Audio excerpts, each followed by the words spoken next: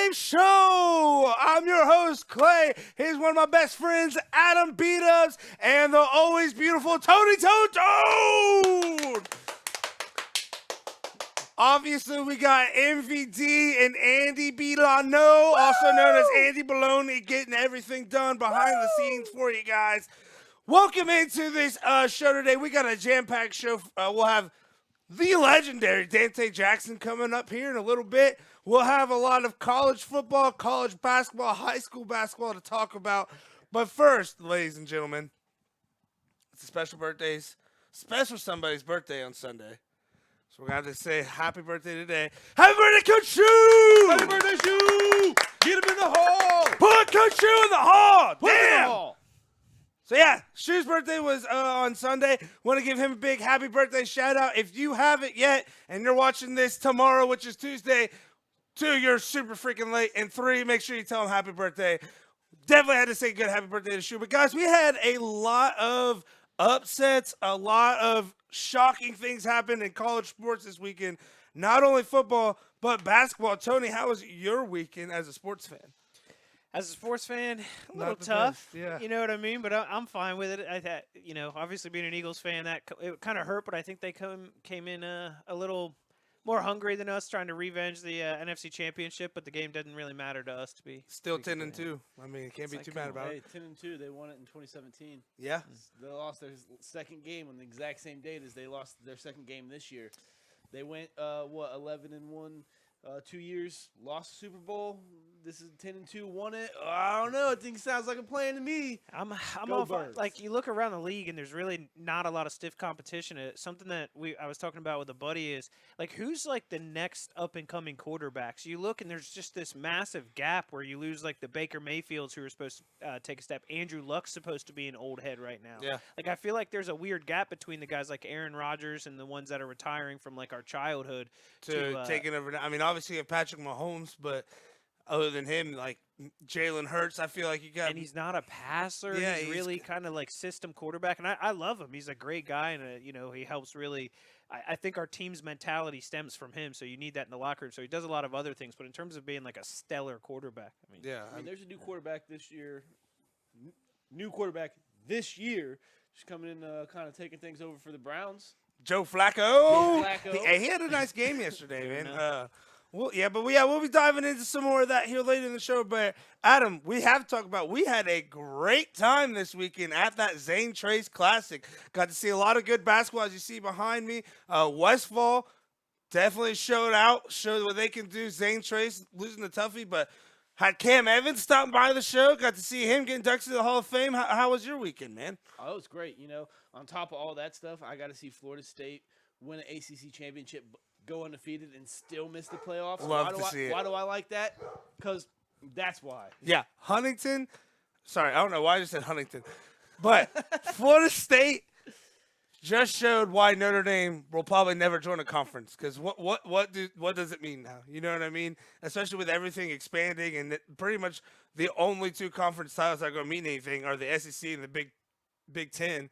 But with 12 spots, you tell me Notre Dame can't get to number 12 without being in a conference? So that's my whole takeaway of the entire thing is why join a conference now? We can still make all that money. So, but I mean, maybe joining a conference, you bring more players in. Maybe. Well, I mean, the money thing. We were just talking about how you got to spend at least $2 million on a quarterback these days. I think you were saying that because of the NIL.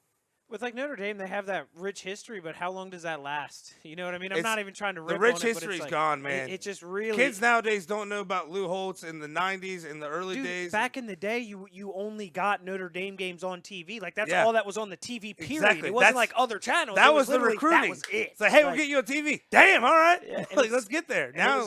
Like that was more than NFL teams. Sam Houston State went 0-10, and they were on TV every week. You know what I mean? So that's really not a selling point anymore. So yeah, we have a lot to talk about on the show. But first up is one of our new favorite segments on the show, Would You Rather. Now, before we get started, we want you guys to be part of the show. So if you feel like you have a good Would You Rather, send it to one of our social medias. We'll give you a shout out. We'll put it into the show doc, and you get to hear our picks on that. So for our first Would You Rather have to end every sentence with just kidding or sarcastic? Totally. Tony, what's your pick? Definitely going with the totally. Okay. Because like the just kidding, then no one can take you seriously. Yeah. So it's like if you say something, you're just I'm like, sorry- just kidding. I'm sorry for your loss. It must have been tragic seeing your wife die. Just kidding. It's like you tell But somebody. on the other, totally. Yeah. Like, it's like, hey, It sorry might for your sound out loss. of place, but Totally. it's better than just kidding. Yeah. You know what I yeah. mean? I mean, like- imagine going up to you, like Thanks, I guess. telling guess somebody what you they love say. them for the first time. It's like, I love you. Just kidding. Wait, what? No, I love you. I'm just not. kidding. I'm not kidding. Just kidding. it's like you can't ever like I love you. totally. It's like because that's not. It's like even if you have to throw in one of these yeah, every to time, try and get that still- across. Still gonna pick that one Because Just at kidding. least if anything, you probably fall in love with a hippie that's like, yeah, totally, man. Right. I I love wanna you too, totally. I want to race. Just kidding. yeah, I'm not though. Move to the Just beach kidding. and just you're set with yeah. totally. Like, as you would long as love you it. live in Southern California, you could probably get away with it. Like he Totally. says Oh, I it got so the- I well got the and hair so for it, much. too, He's- See, but what's something? Okay, so we're all on the totally instead of the just kidding, right? What's something else though that if you had to say at the end of the sentence, you'd have to take the just kidding? Is there anything? Like it, like LOL. no, okay, Like listen. an audible. I LOL. no, I know people. I work with a person that audibly says LOL. Who is it? Jaws. she works Carside Applebee's, but she audibly says LOL, and it does make me laugh because because of how stupid it is. Like So what do you want to do? I think You I'd want the still take totally? the LOL. Yeah. See now at the end of it though, if you had to say like, "Hey, I love you," just kidding, or if you had to say like, "Hey, I love you," but you had to say like "screw you" at the end of everything, would people just think that was your catchphrase at that point? I think just kidding is a hard thing to put at the end of a Hey, I sentence. love you. LOL. I'd be like, yeah, that would I don't suck. think I don't love Do you back. you really love me? I love you. Don't love you LOL. back. Or LOL. if you had to do like sarcastic, like I love you. Like what? What do you mean? like Or Why do you keep the winking? Classic, yeah. The classic. Your mom just died. LOL. Oh my god, that just sounds terrible. Because at that point you're like, yeah, good joke. Like no, I'm being serious. LOL. Like Yeah. all right, so yeah, I think we're wait. So on the I'm being LOL, serious, LOL. which Yes. but I'm being serious. Okay, so where are you going with LOL or just kidding? Oh, you got to pick between those two. Yeah, I was that's just a going to tough stick one. with totally. I think I still have to stick with the LOL. I text it all I'll the take time. the LOL. I'll take the LOL because like you Now, can do you probably have to change the say it when you're punctuation. texting too? Like, 90% of people do anyways. I put at the. You guys probably know this. I put at the end of every single text because I don't want you to think I'm mad Because at you. you'd still have to slap like a JK at the end if you were doing just kidding, man. Yeah. sometimes I hit the haha. Haha. Just a little If haha. I hit too many LOLs in a row, I'll be like, haha. Hit him with the Never a T-E-H-E. Tee-hee. I think I'm. Yes. I'm all right. never a hee. So are you going with the just LOL up or are to you no going with the good. just kidding? Your wife just died. Just kidding. And she's actually dead. Seems worse than. Yeah, I'm going with the LOL. I'm Okay. going with the LOL. All right. Are you a doctor? Like one person says that sentence ever in their lives, and it's like the one person that just said she died, and you were probably there watching. I had to tell my sister our mom died. Yeah, but That's true. Again, Hey, Callie, very, our mom very just died. niche. LOL. Very niche. I feel like that'd be better than just kidding because then she found out our mom was actually dead and be like, That would be terrible. It might soften the blow. I've been there. I Yeah. mean, I guess you could strategically be like, our mom's still alive. Just kidding. Damn. That's worse than the LOL for sure. Yeah. All righty, going on to the next one.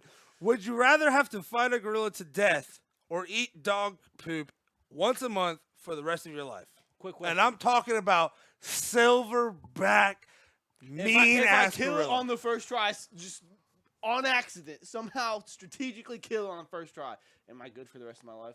Or is it a different gorilla? Or is it like as soon as that one's dead, he's like, all right, come on, let's no, go. it's just No, one it's on one. one-on-one. It's 1v1 for life. Yeah, hand-to-hand combat.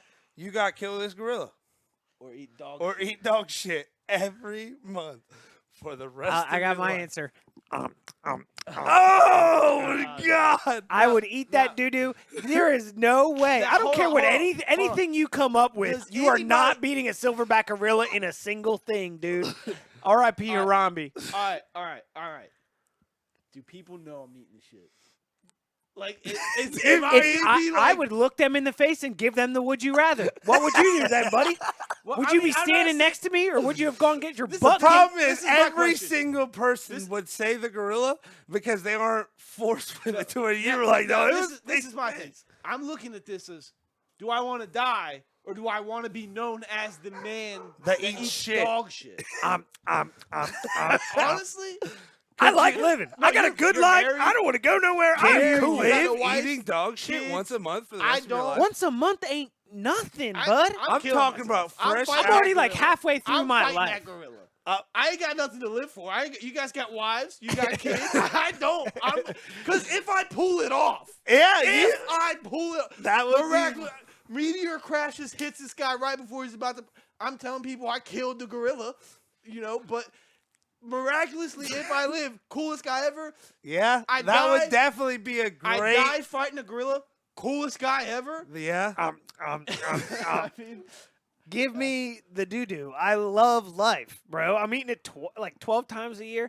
At that point, I'll learn like a special seasoning or something like Listen, that just to I- make it manageable. I'll put it on a hot dog bun. I got dogs. I've watched dogs eat dog shit. I vomit almost every time I watch it. I would rather die. Yeah, that's what I'm saying. Yeah. When I saw Kona, your dog eating that one bite, it was the biggest dog turd ever. You guys and it say was that until you're fresh. face to face with this gorilla. No, Yeah. no, my decision's Hey. made. I'm not gonna. I'm not gonna Do I live get to a last regret it. meal? Because I know it's not dog shit. But I wouldn't have a last meal. I mean, Yeah, my last meal would be the gorilla. imagine, Because I'd win. You're like, let me eat this dog shit for the month. Walk out your house, boom, hit by a bus. And then Did dog you shit just say was your dog last shit? meal. And still died. Niche logic.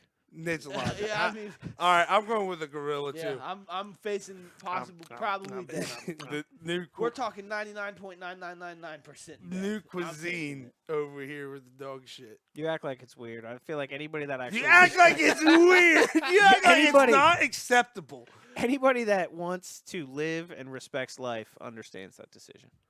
Yeah, but Dad, here I come. dog shit. All right. Would you rather always get hot food cold or have your order made wrong every time? Hot food cold, easy. Hot food cold. All No right. problem. Like there's one way to ruin my day, and that's give me the wrong food. Yeah. Especially if I order a bunch of food for everybody, and everybody gets their food right, and I don't. I'm the one to went and pick it up. Oh, I'm taking everybody's food back. we are all Nobody's eating. We're all any- suffering my Until pain. I get back. Tony. I'm definitely going cold food only because like they might just add something you don't like. Whereas cold, it's just you're getting what you want, what tastes you like. But they could Amen, add sister. dog shit.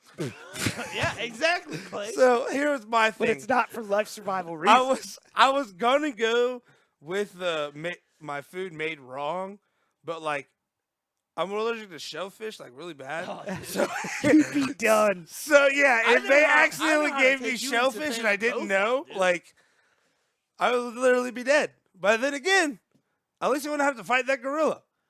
This is true. So funny. And you went out eating. I definitely. Listen, so funny story. So when I was in the Navy and they're about to give you some bad news, they come over and they'd say, hey, go have steak and lobster tonight. And so like the first time I heard that, I was like, oh, hell yeah. Oh, dude, Let's go. And all the the people, best. everybody around me is just like, damn it, dude. Like, I don't want to do this. So like I eat some lobster and I'm like, damn, my throat is like itchy as shit. But dumb me was like, it has to be this lobster that I'm eating in the middle of the ocean. Can't be anything else. So then I ate it a couple more times. I'm like, maybe I'm allergic to this. Maybe I should stop eating this. So then I go down to my dad's one time, and my dad's talking about dinner and like what we should do. And I was like, what? I was like, Dad, I think I'm allergic to shellfish. And my dad looks me straight in the face. He goes, I just bought $200 worth of shellfish in the freezer. So we're gonna find out tonight. I was like, all right, I might as well. So dude, I am digging in. Like I'm like talking like a bunch of shrimp Look with over the Clay's cocktail like, sauce. I love you, Dad. I'm talking lobster. I'm talking about whatever that white shit is. I think it's called I don't Scallops? know. Scallops. Yeah, I'm eating Yeah, that. I people mean, love the if scallops. it's shellfish, I'm digesting. I just it. said It's two fish. Instead. yeah, very good. So then we step out on the patio, and I start rubbing my face for a second, and I realized I didn't wash my hands. And the next thing I know, throat gets a little swelled up, and I'm like, man, I should go see if they have some Benadryl. I walk in, and my dad's girlfriend looks at me, and she goes, holy shit. And apparently my eyes started puffing shut. And she got me a Benadryl. I took 3 of those, passed out, woke up the next morning. I was A-okay. So you can't eat it. Long That's story right. short, Yeah. I'm allergic to shellfish. And that's how I found out 100%. So I think I'd have to go with the food being out cold because at least I know it won't kill me. So What's the one thing that would ruin your meal if it was added Lettuce. besides shellfish? Make it like a something else. Lettuce. Lettuce, shredded lettuce, any kind of lettuce. Honestly, regular lettuce, like if it's like a leaf, like iceberg, I can just pick that whole leaf off in one fell swoop, no problems. Shredded lettuce, I hate you. Trying to think. I'm not too. really too the bad. only thing I straight up like cannot eat, will not eat, can never ever eat it, applesauce. Not a I fan. hate it, Not a dude. fan I either. will throw it. I feel like I'm eating baby vomit every single time. Get a sub, It's got the applesauce consistency on of it. it. It's disgusting. Like, would 100% rather die than eat applesauce. No, I get that. What about you? I'm really weird. I'll eat about those. anything, man. I'm a fat Dude. I'm a So fat if ass. it's something on it, the only reason I'll say this is like I wouldn't want hot sauce on all my stuff. Like- Relish, not a like, relish. I love spicy things, but it's like it's got to be specific. I don't want hot sauce on like random stuff. So that would annoy me if they messed up my order. But those Vienna sausages always weirded me out. Guy. Yeah, dude. Like I don't. those About hot things, sauce on dude. pizza.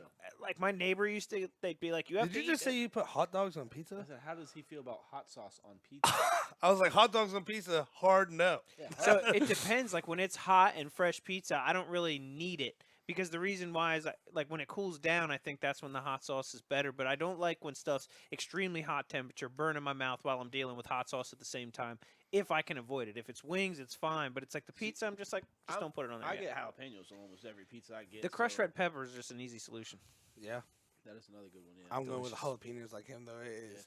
Oh no, it's on Underrated. there. Oh, dude, I want speaking the of great jalapenos, pizza, I'm just saying. dude, we got some Village Inn while we were out there at the Classic. Shout out, not a sponsor. Hashtag not a sponsor. Yeah, hashtag but- no ask. Damn, was that some good pizza? Yeah. Like, I when I first moved out here from Philadelphia, that's where I lived was Kingston. So Yeah. I ate quite a bit. Kingston. Dude, I I've love played some Kingston. pool down there. Like honestly, the vibes were always really nice and respectful, especially for me who's coming from out of town. Like Better than that I place never across felt the street. weird. No, I'm kidding. That place across the I street never is pretty felt good. weird. Dude, no, like you got to realize I'm coming here from like James Madison University, and it's like JMU Dukes. But, that was awesome. But that being said, it's I'm coming out here. Maybe I had a pair of Sperry's and things like that, and maybe I was getting looked down upon when I went to the local Walmart. But that being said, it was an feel like you interesting have demons in I transition. your feel like, bath I feel like from Walmart. Kingston's not the place to wear Sperry's either. Yeah, but like to be honest with you, I don't even think I had another pair of shoes, and they probably weren't even my Sperry's. When I came out here, I didn't have much. Just not even Sperry's on my feet, Just a Sperry- so and a much- pair of khaki cargos. Apparently, much- a stolen pair of Sperry's on his feet. but- so much to write a fucking song about that. Alrighty, so let's move on to some high school basketball. How about we? Okay, girls basketball. We want to give a huge shout out, Emma Garrison, 1,000-point club. As Adina got another win for them last week over Westfall, 57-36. Emma Garrison got her 1,000th point, putting her name into Adina history forever. Here is the basket right here. Nice little coming off the screen. And what I love the most about it, it's a nice couple of dribbles, stop, pull up, boom, there it is. Runs up into the stands, gives her mom, dad a hug, everything. So, got to give her another shout out. Congratulations, Emma. Well At deserved. least 1,000 clubs. Yeah. She'll probably, if I had to guess, I'm putting her around like 13, 14 for the year. I think she's gonna have a big year this year. She ended the game with 22 points Great number. and 1 rebound shy of a double-double at 9 rebounds. So Had 4 steals, too, on the defensive end. exactly, with Sydney Ader, she threw in 10, and Kiera Williams had 8 with 5 rebounds and 5 assists. We've been talking about it, man. The Adina Warriors are who we thought they were. We thought they were going to be an absolute unit this year, and they have been. A player like Williams is definitely somebody you want on your team just because they're like a do-it-all player. You know, they're not Yeah. going to do too much. They're going to facilitate the offense. And they understand their roles. They understand, like, yes, Emma's our scorer, so I need to pick it up on the other ends. But I think it's great when There are probably going to be nights, a lot of nights, where she has double doubles, 10 points, 10 assists, probably. I mean, she had 22 that night. She had 32 against Southeastern. I mean, Oh well, I was talking about Williams. I know. oh yeah, I know yeah. she's gonna get But no, Emma, Player of the Year last year, making a strong case for Player of the Year this year, and starting out 2-0 in the league, 3-0 total. Adina's looking hot. It's pretty nice when your best player isn't like we had her on the show. Go check it out if you didn't see it. But like when you have somebody like her, it changes the team culture. It does. When we were talking about guys like Marvin Harrison Jr. These character people really make a difference and a ripple effect on a team. So she may be scoring the most points, but when you talk to her, it's not like that's what she cares about at all. She talks about creating shots for her other teammates. When she's saying, I mean, again, scoring 22, 32, leading score every single night. But she's looking to kick it out almost every time that she drives. She understands, hey, late game situation, I need to be the one to step up and get the shot. But almost like LeBron, to where he understands he has to get his teammates going throughout the game so that late in the game they're hot when he's hot. I feel like she understands that. They got to get theirs in the beginning so that at the end of the game, when I'm in my rhythm, they're in their rhythm, and then the other teams are screwed. Again, with some big wins here. Uniota also being who we thought they were. They've had on their heels, also 2-0 in the league. Yeah, 2-0 in the league. Only one loss, but again, that was to Wayne, who's a good team, and they started SVC play strong with a 68-10 win over Paint Valley, and then a 74-36 win over Huntington. Millie Smith getting 25 points and let me see, 7, 5, 5, and 6. So this is my takeaway with Smith. She could be your leading scorer. She could be a great utility player, but she's going to change the game. That 7, 5, 5, and 6 was points, rebounds, assists, and then steals. Yeah. 6 steals. 6 steals. She had 6 steals, and the other team had 10 points. That's insane. And then you have Hamilton stepping up with 17 points, Amelia Yerg with 12, and Amaris Betts, who she's going to be a difference maker for these Shermans this year. She gives them a good outside threat with her 3. She hit 3 threes against Paint Valley. She's hit a bunch of 3s throughout the year. Again, with 17 points, not 3s, against Huntington. I cannot wait for this Uniota Adina matchup this year. It's really going to be something special. Well, then when Uniota played Huntington, Smith went 5 for 9 from 3. Yeah. I believe. Yeah, so and also a deep threat. And that's been something that people have wanted to see her add to her arsenal this year is that 3-point shot. No, that's not something you want to see somebody just kind of. I'm going to look for the 3 more than I'm going to look for an actual good shot. As long as they're good shots, take them. But I think what she did against Huntington was show, all right, you want to leave me open for the 3? I'll hit it. Oh, you want to close out? I will go right around you and finish. And she's been showing that. When you've got a big lead, what do you want to do? You know what I mean? You want to let the other players get some reps, get some shine. I mean, it's still a real game. You don't want to look over another team, but if she was only putting in 7 points, maybe that's for a reason. You know what I mean? She might be working on her own defense and putting a little more gas into that game than she did other ones to have 6 steals. You might do that. Yeah, you know what I mean? And again, what we talked about, getting her other teammates involved so that later in the season they know. All right. You clearly had the lead. Exactly. You know what I mean? So let them get, and I'm sure it was, again, Paint Valley grad. I think Tristan's doing some great things out there. To say they're definitely in a reload kind of year. They have a lot of talent coming up. So Paint Valley is definitely going to have some better years to come. But, man, Uniota and Adina, I mean, it's a 1-2 punch. Now, Southeastern, they're 3-1. All right, so we can't forget about them. And they played, so they beat Piketon 44-39, and then they beat Vinton County 50-46, and then they lost to Adina 64-51. So they've been in some ball games. They've been battle tested. Gracie Brown with 13 and Reese Ruckle with 12 against Piketon. So Southeastern girls, they could do something now. What I think's kind of weird is that they're 3-1, but they're sitting at 6th place in the standings. I know. Yeah, only, tied at 1-1. Yeah, but I mean,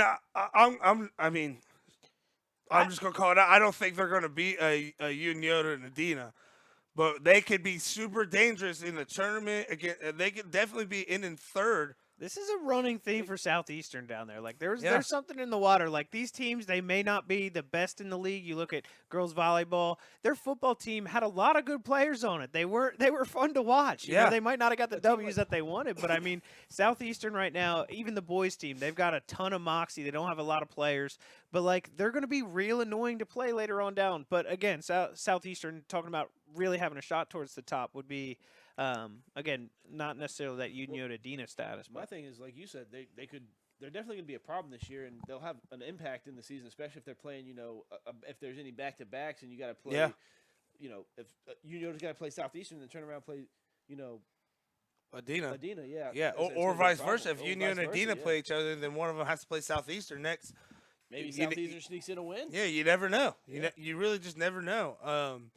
And then, again, we were talking about Pay Valley. They got their first win of the season against Zane Trace, 36-31. Karis Dye had 12 points and 14 rebounds, with Sophie Stoffer having 8 points and 5 rebounds. So, again, Pay Valley is going to win some games that they probably shouldn't, solely because they have an amazing coaching staff out there and a really, really good program. So, again, they might be finishing middle to bottom of the league, but I still think that this is going to be a good year for them to grow and move on. Piketon's sitting at 2-1 as well, because that Southeastern loss was their first loss of the year. So, obviously, we're not saying anything that nobody isn't saying themselves. Adina, Uniola, right there in the top 1 and 2. But from 3 down, it could be real interesting It's a in the race girls' for league. sure. So, looking ahead, man, I think circle on your calendars, Uniola versus Adina. I'm excited to see where Adina's other players go, like Sydney Ader, Kiera Williams. Do they step up more and score? Does Emma's playing really, really good, but like hearing her talk, hearing her coach talk, hearing some of her family and friends talk, she thinks that she can be better than what she is right now. Damn.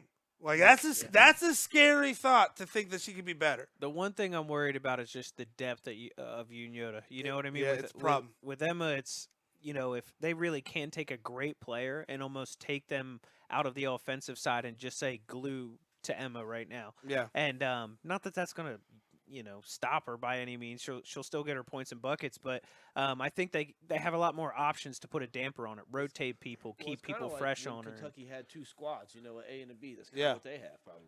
See, my thing is, when they play Uniola, does Uniola go all out and stop Emma and make the other players beat her, or do they just put their best 2 on Emma and just rotate and keep them fresh? Because what Shu would do is he would just put me and T-Bag on a guy, because I'd muscle him and wear him down, and then T-Bag could run forever with a motor that just didn't die. Oh, no, and he's talking to him the whole time. Yeah. Too, I would assume. So, we Yeah, I would plan assume. the trash talk. Like, we'd sit on the bus and be like, all right, we're gonna talk about this. But what I'm saying is, instead of double teaming, maybe even triple teaming, running a specific zone, because sometimes we wouldn't even run a box and 1. We just put on 5 and 5. So what does Uniola do? Do they double team? I think personally, you just put your 2 best defenders and sub them in and out just like that, and focus on Emma, because I think these other players can beat you if you let them. But you don't think that you could take 2 of your better players and kind of rotate them on her? That's what I'm saying. I say you take your 'cause, 2, but you don't start them both. I think You that have one can, coming off the bench for breaks. I think it's harder way I for look Emma at to it give is- more on defense and maybe take a little bit away from the offensive side than it is for Unio to have people give up a little bit on the offensive Yeah. side. I think it can just be picked up. It's not that there's not other good players on Adina. It's just I really feel like we've seen, it's kind of any given or any given night, Whatever day they play. You know what I mean? So they're going to do whatever they need to do to win. I think it's going to be tough, but I'm not saying they can't do it. It's but that starting 5 to starting 5 is just Yeah. there's The a way- the lot way I there look for at it Unio. is, Emma's a person that you kind of look at it as like, well, she's probably going to get hers no matter what. I'm just tightening the screws in the other 4, and I'm just going to, hey, she's going to get hers. We're just going to make sure these other guys aren't going to beat us. Yeah. That's why kinda I how- wonder, that's like, kinda if how you I would couldn't go into play the her game. just kind of having somebody kind of press her, stay more of a one-on-one role with her if they were good enough to do that, and almost let her get hers, Yeah, but just make sure. you obviously not just like go ahead score Yeah. like you're playing her hard. Try to hold her to 18. Yeah. You know what I mean? Like, she's averaging 20. Yeah, 19's a win. Yeah, You know, 19's exactly. a win as long as the other 4 don't beat them. I think that's the way that I go. Yeah, because again, and Jeff Miller, he's a great coach. I'm sure he's looking at it from every angle, but you can't sleep on those other players because they can. I don't want to say they can beat you, but they can make you. Yeah, that's exactly what I'm saying. Sweat, Like tighten down on the other 4 Yeah. and make sure that they cannot beat you, and hopefully Emma getting hers won't beat you herself. you Right.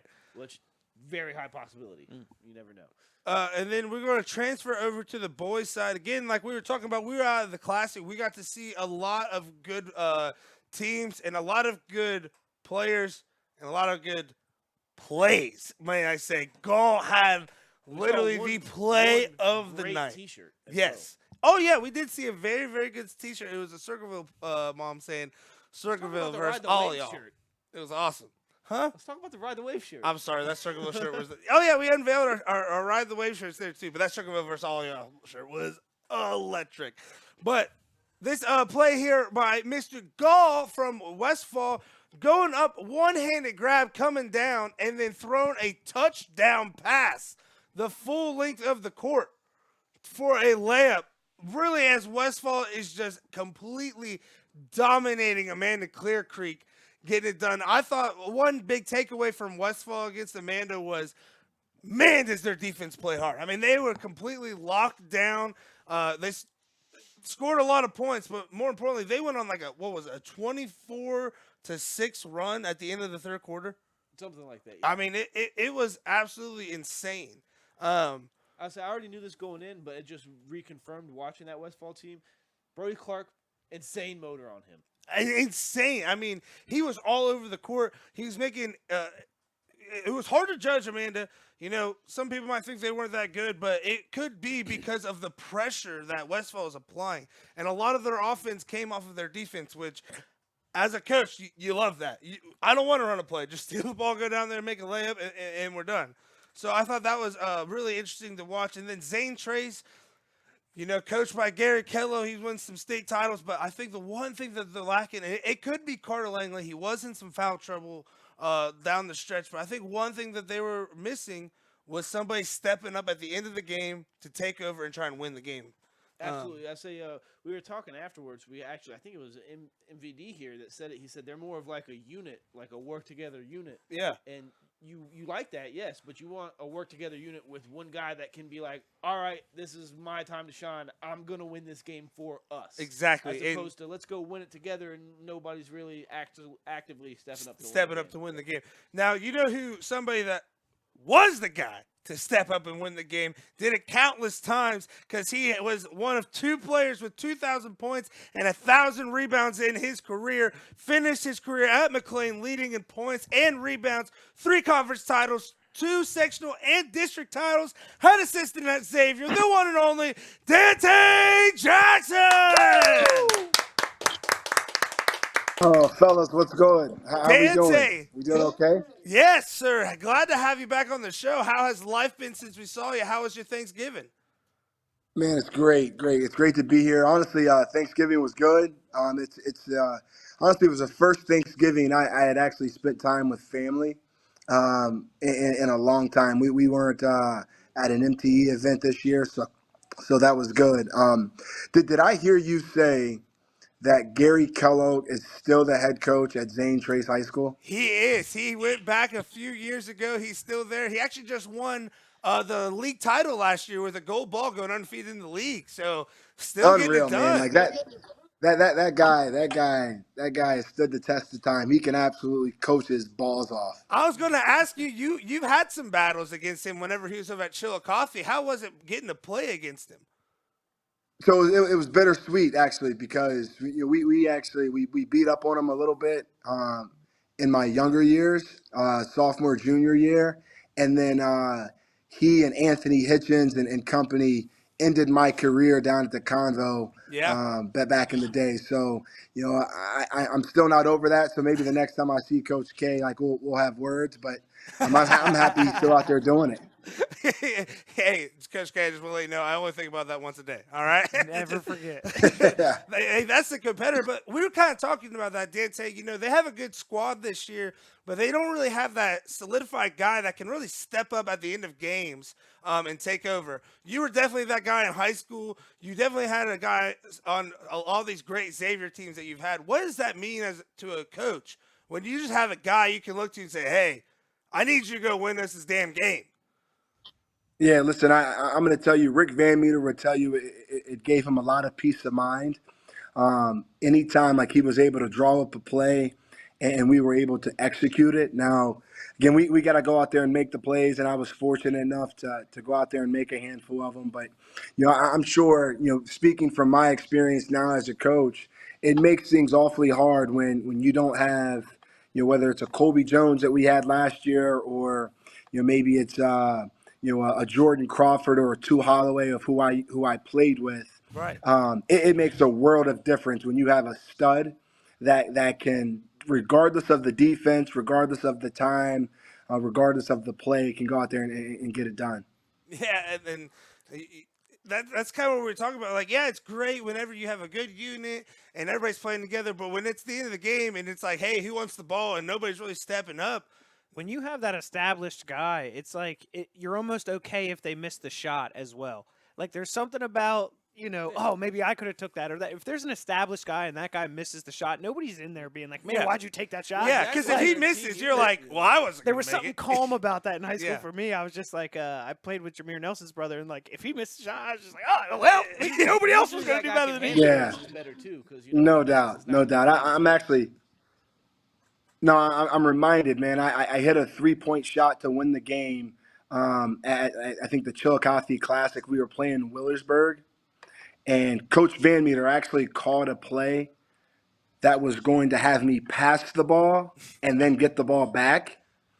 And I just kind of waved him off, and I was like, "Hey, I'm not getting rid of this ball. Like, we're gonna die on this vine." So, fortunately, I actually looked good. I hit the 3, and we win the game. But it makes things a lot easier. I ain't passing this damn ball. Well, it's one of those things. If it doesn't make it back, we know what happened. Yeah, exactly.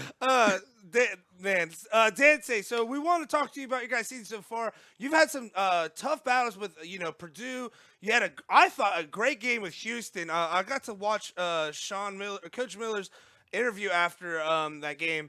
Talk about you guys being battle tested, and one thing that really stood out to me is you guys out-rebounded Houston, who is an amazing rebounding team. Can you kind of just talk about the season so far and the battles you guys have been going through? Yeah, I mean, honestly, our seasons we're 8 games in, we're 4-4, and it's been a lot of ups and a lot of downs, right? I think anytime you have 10 new players with 6 of those 10 being freshmen, and you're relying on those guys to play heavy minutes and be productive, it's going to be like night and day. Like one day it's going to be good, next day it's going to be maybe not as good, and I think that's what we're dealing with kind of to this point. Yeah. But the good thing about it is that these freshmen are starting to grow up. Slowly but surely.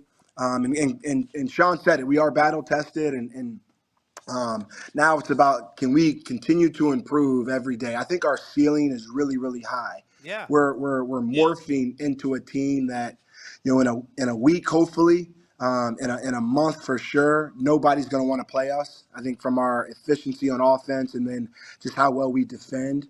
And so hopefully, knock on wood, we can keep getting better and morph into that team. And I like what he said too in that interview, and you kind of alluded to it there as well. Is look, you guys are trying to judge us here in November. In January, February, we're not going to be anywhere near what the team we are right now. 2 of your losses are to Purdue and Houston. Very close, very close. Right. There's Again, a lot of Houston other just teams by that have 6. not faced half of that adversity yet. Exactly. And then, you Right. know, like you said, your guys' defense, I love how you guys are moving all over the place. Whenever you're watching on TV and you can visually see a team talking, that I can't imagine what that sounds like on the court. You know what I mean? So I completely agree with you. I think you guys have the pieces to make a run and to do some good things. Now, you do have a game This week, that has to be big circle on your schedule. Cincinnati, you definitely wanted to knock them off. What's it look like going into that game? I know you got a big game tomorrow as well. So how do you kind of maintain expectations with a big game going on after that? Yeah, it's hard. It's hard. I mean, Yeah, I'll be honest with you. It's the UC game is it's always circled, yeah. and I think coming into this game in particular, we've won I think 4 in a row, and so like they are going to come they're going to come out our heads here on Saturday. But for us, we have to beat Delaware tomorrow night and take care of that, and then once we're able to beat Delaware, we'll turn the page. But there's no doubt about it. 6:30 on Saturday. Hey, The everybody Cintas be is going to be watching. rocking. Yeah. Yeah, get your popcorn ready. Now, Dante, I know Adam had a question here for you real quick. So Clay was kind of talking Yeah. about your guys' defense a little earlier. You got and playing Purdue. So with Zach Edey, how do you guys prepare defensively for a guy just that big and offensively sound? I mean, it was hard as hell. Like he's 7'5", 7'4", 320 pounds. Like, Yeah. and I'll be honest with you, we did a really, really good job on him, but he still had 24 and like Yeah. 12 Oh, or you guys played him, 24 I and think, better than 14. I've seen anybody It was a else boring play him. 24. I'm not Yeah. even trying to give bulletin board material, Yeah, but we well, watched it. It was yeah. a boring When 24. I saw it, I was like, oh, Yeah, like there's no way he's got the 24. biggest thing with a guy like his size is you got to stay in between him and the rim. Yeah. Like if you can just push his catches out, like he's less efficient at 9 feet than he is at 6 feet. And so we just tried to push his catches out and really do a really good job with that. So I thought our bigs actually did a great job with that. Now listen, he's the reigning player of the year in college basketball for a reason. Yeah. And they played us, and then they go out to Maui and they beat Gonzaga and they beat Marquette and they beat I Tennessee. think Tennessee. Yeah. Like they're a great team. I mean they're going to be a 1 or a 2 seed in the NCAA tournament, and so for us to compete against them and actually make it a game for as long as we did with as many new guys and as many young guys as we On the did road as well, might we add. On the on the road. road. Yeah. Yeah, really excited for maybe what we can become. But there's no doubt, man. Purdue's the real deal, and Zach Edey is a stud. Yeah. Now, Coach, I want to piggyback off that because we were kind of talking, about SVC girls basketball before he came on, and there's this girl, Emma Garrison for Adina. She's an absolute stud, and we're kind of talking to stop her. Do you just rotate 2 players and focus on her and, kind of play sound defense, or you do, let everybody get theirs, or do you go the other route, and just let her score and make sure nobody else scores? What's kind of your philosophy and look at that going against a player kind of like Edie? Yeah, so we knew Zach was going to score. I mean, he's so big, like he's so efficient around the rim. Like there was only so much we could do to prevent him from scoring. Right. Our thought process is can we limit his touches? Can we stay in between him and the rim? But you nailed it. Like, we can't allow Zach Edey to go for 30 plus Braden Smith to go for 25, Right. and then Landon Johnson to go for 50. We had to kind of slow those other guys down just a little bit, and we did to a degree. We just kind of got wore down, and they're 1 seeds, right? So Yeah. that's what they do. Like Yeah.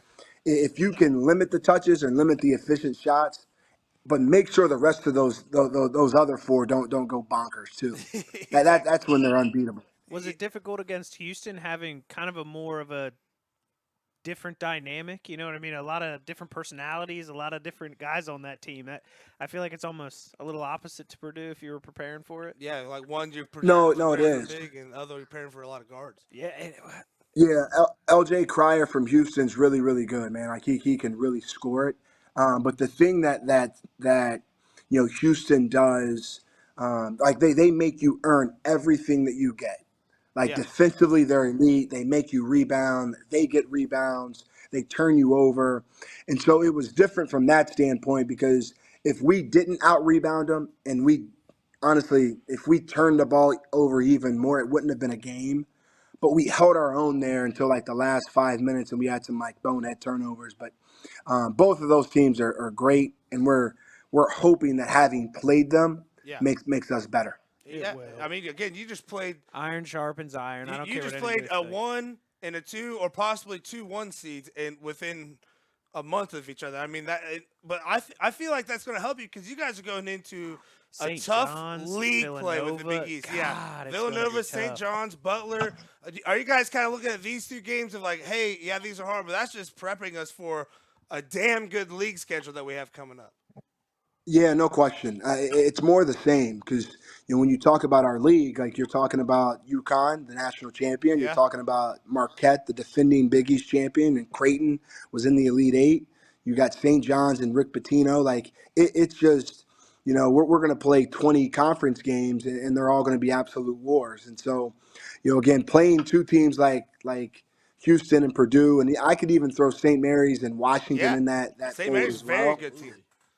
We should absolutely be battle tested. It's Yeah. just a matter of can we squeak out some wins here to get over the top. It's almost like the old Big East now, man, where every single night you're going into a battle no matter who it is. It's Night in, tough. night Like out, you got a Creighton. team Yeah. like Creighton. Like growing up, being a Villanova fan, being from that area, they were always so annoying. Yeah. They were just that Yeah. team where you're like, how are you doing this? Yeah, to them? what are you doing? Like, come yeah, on. Yeah. Like, yeah.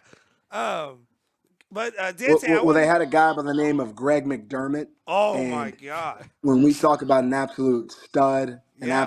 they called him Greg McBuckets for a reason. Yeah.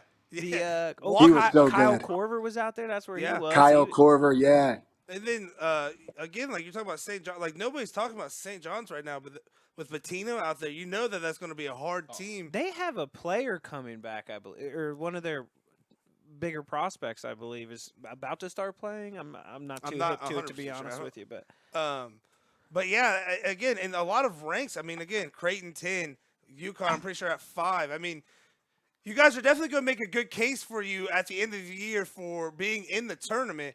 And one thing I want to ask for are the beginning of the season tournaments. I mean, we saw the battle for Atlantis, Maui. I mean, on Thanksgiving, I was glued to my TV with basketball and invitationals. What are your thoughts and feelings on invitationals to begin the season? So that's a great question. I think they're great, right? Because you get some of these non-conference matchups that you otherwise might not get. But I also think it's really difficult to gauge and figure out which one you should go to. Listen, we're in the Big East. We're playing 20 conference games, so you're essentially already playing 20 high major games. Yeah. And then you're guaranteed a one conference game or conference tournament game. So you're playing 21 high major games. You go to the Battle for Atlantis, you're going to play 3 high major games. Yeah. You go to Maui, you're going to play 3 high major games. And here's what sucks: you could be a really good team, and you could go to Maui, and you can go 0-3, you can go 1-2. Like Yeah. Tennessee, like they're one of the top 20 teams in the country. They left Maui 1-2. And Insane. it makes you feel like, damn, are we any good? But then you look back and you're playing, hey, I played the number 10 team in the country, the number 5 team, the number 15 team, and it's like all that adds up. And so, what we've done is this year we went out to Vegas. We played 2 games, and it was a 4-team tournament, and we knew exactly, like, again, we were going to play 2 really good games. We weren't going to play a third. That actually opened us up to have an opportunity to come back and play Oakland or play Delaware tomorrow or play Winthrop here in a week or so. So it gives us the balance in our schedule that we need, so we're not playing 35 straight high major games. Right, and I'm sure you're kind of gauging that off of like the kind of team you have. Where last year, you guys come into the season, everybody's kind of looking at you. You expect good things. To where this year, like you said, you had a lot of freshmen coming in, so you're probably not wanting to go to like the Maui, where you're playing literally the entire top 10. well, just like Exactly. you look at your record when it's 4-4, it's like some people might be like, "Oh man, that's a good start. We got it." But like, Yeah. come on, you look who you played. Yeah, like that- I know it's That you Yeah. have the 4-4 is couple better close than some games, but, people's like, 8-0. You know what I mean? They God, play. man. Absolutely. Yeah, like Well, we saw it with some of the high school football around here. Some of the teams started with a really tough non-conference. They do 3 straight games at the beginning of the year of non-conference games. A couple teams pick some really tough schedules. They come out and I think even Zane Trace might have been 1-2 Yeah. or 2 so 2 it's and 1 1 or with 2 the going into and come conference out and be play. a really really good team. And all of a sudden they're the most annoying team to play. Yeah. And they're right there towards the end of the season. Yeah. So, how do you feel about that scheduling wise? Because it's kind of hard because we talk about that, but then we had Chillicothe. They had a death schedule this year, and they were getting beat so bad. I felt like it didn't make them better. It just made them feel worse about themselves. So how do you kind of gauge that as a coach? Yeah. So what I would tell you is from our standpoint, it's a matter of one, recruiting class. Hey, what do you have returning, Right. and what you get in the transfer portal? And listen, we actually picked. We didn't pick our schedule in terms of Houston and Purdue, Yeah, those kind of but fell in your lap, right? they fell into our lap. And truth be told, like I would have no issue playing those two teams, especially if Zach Fremantle and Jerome Hunter were healthy. Yeah. Because in my opinion, we're missing two legit starters, and Hunter's coming with those back though, guys, right? I sorry to interrupt he, you. I thought. he yeah he is on his way back. All Knock right, on wood, there we go. he'll There be we coming back go. here soon. Yeah. So, but to answer your question, it's just you want to challenge your team, right? You want to give them the best opportunity to grow, but also give them some opportunities where you can. I don't want to say get a win, but like get a win. Yeah. So Yeah. we've worked that fine balance in. So now I think we're hopefully rolling into the part of our schedule where we can finally get some wins. Heck yeah. Now, Dante, I want to take you back to memory lane a little bit. Basketball season starting around here. Sometimes, when I was a senior, everybody said, "Hey, it's gonna go by quicker than you expect." I'm like, "Yeah, whatever, man." And now I'm 27, sitting back like, "Damn, that really did go by quick." Going into your senior year, what were you expecting? What do you wish you could go back and tell senior Dante before he started his senior year? Oh man, what a great question. It was so long ago. Um, I think I just would have said, "Hey, enjoy the moment," right? Like there was a lot of pressure. I'd already committed and signed. We were the number one team in the state, and it was like I think I got to the business aspect of the game quicker than I wanted to. Like I would have really liked to enjoy being the number one team in the state, like having the target on the back, like being able to, you know, enjoy that and smile a little bit more. Because when I got to college, it was real action, Yeah. and I would have just said, "Hey, man, find a way to enjoy this because once you leave here for real, I don't want to say this is the last real true team that you're going to be a part of." But in a lot of ways, it's the last true team you're going to be a part of because once I got to college, we were trying to create that team atmosphere, but we fell just a little bit short. Yeah, and I feel like With I, NIL, come on, it has yeah, never been more of because you're your own again, product at this point. never even got Yeah. looked at to play college sports. So I don't want to talk about that, but I feel like with high school, I mean, these are your brothers that you've known grown from up with. You guys are all kindergarten from to the same senior place, year. Yeah, you've built that bond to where, like you said, in college, you got maybe 4 years to try and create that. Everybody's a different background. Hey, Yeah. is it nice coaching with an ex teammate? It is.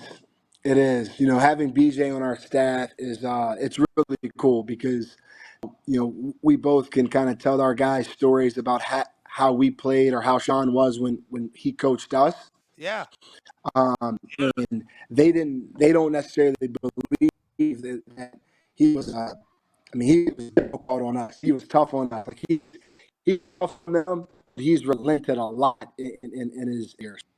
yeah. I think that helps build that kind of culture that we were just talking about, bringing in more of your ex staff whenever you're there the first time, and it kind of helps bring that family aspect back, and it goes down to the players, so then they kind of see the full circle thing. So we thought that was just really really really cool, and kind of want to get your aspect on it. Now, Dante, before we get you out of here, we do the extensive journalism here at Ride the Wave, so we had to ask you. You beat Cincinnati this Saturday. We all know it's going to happen. You finally enjoying yourself. You're going to go for that victory meal. What are you going to for your victory meal? Oh wow. Well, I think the first thing I'm going to do is there's a bar on our campus. It's called Dana Gardens. Okay.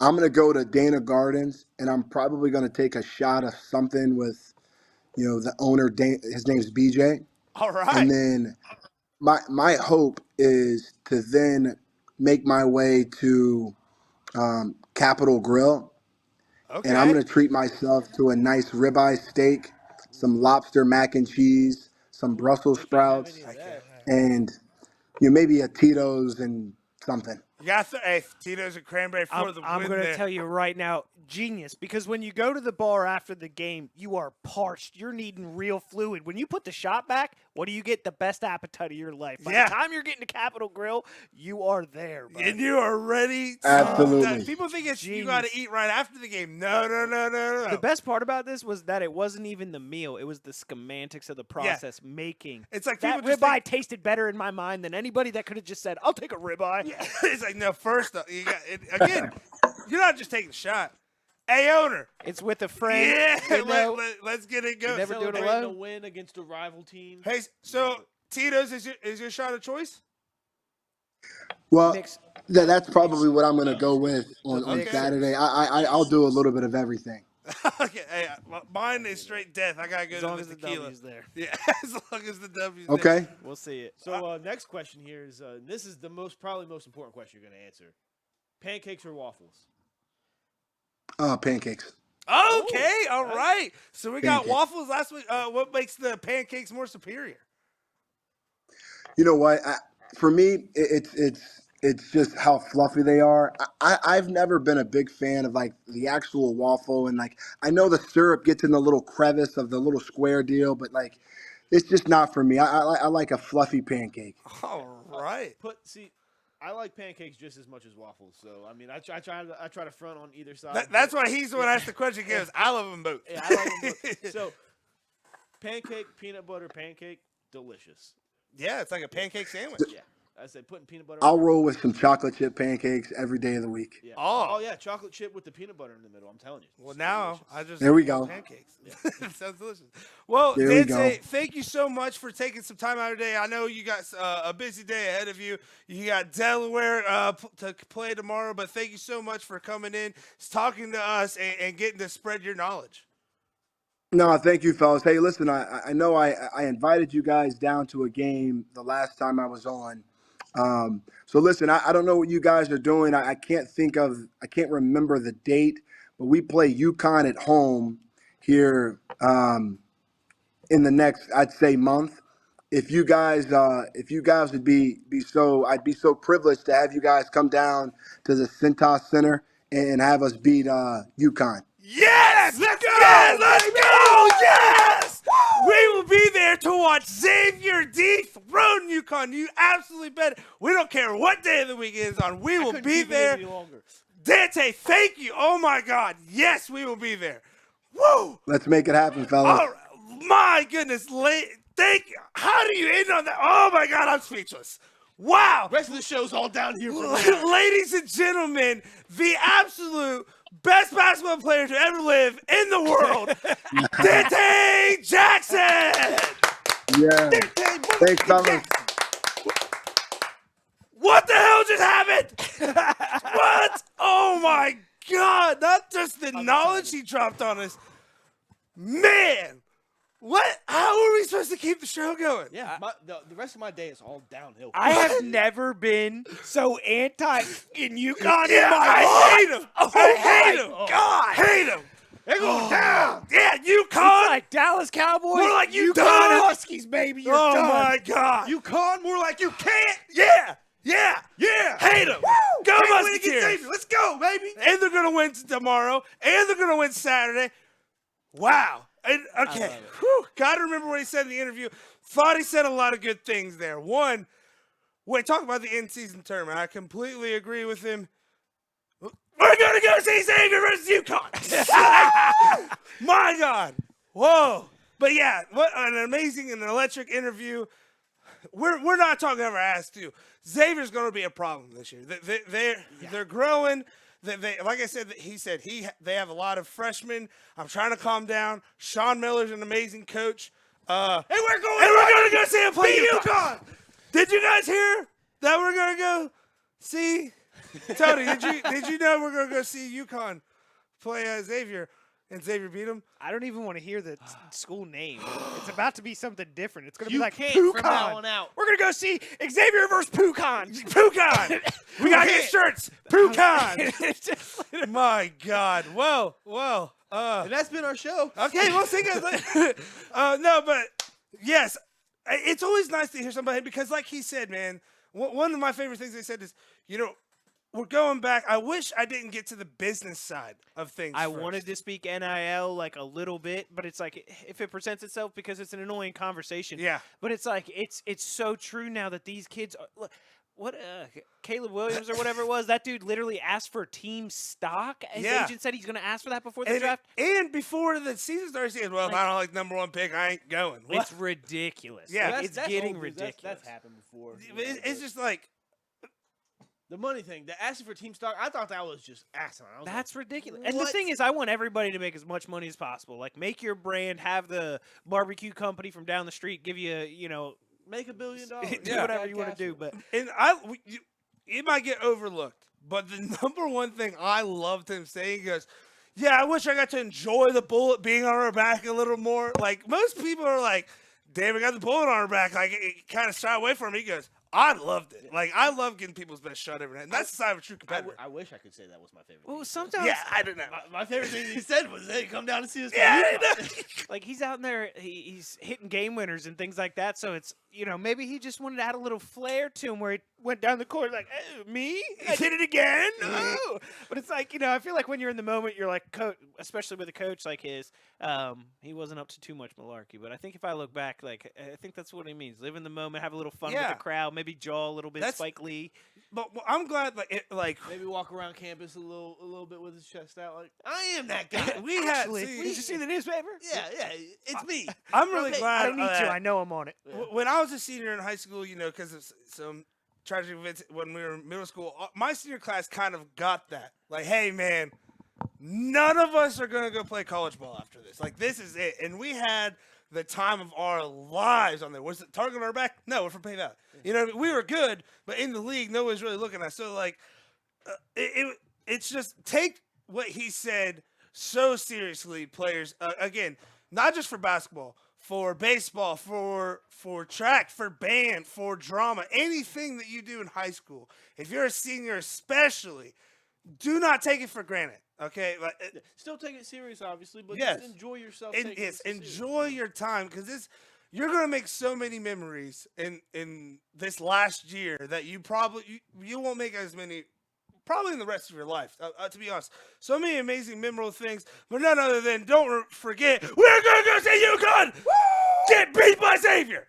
Sorry, I had to say that one more time. But getting back to boys basketball again, Westfall somebody picked was gonna finish near the bottom of the league. Now I'm not gonna say that.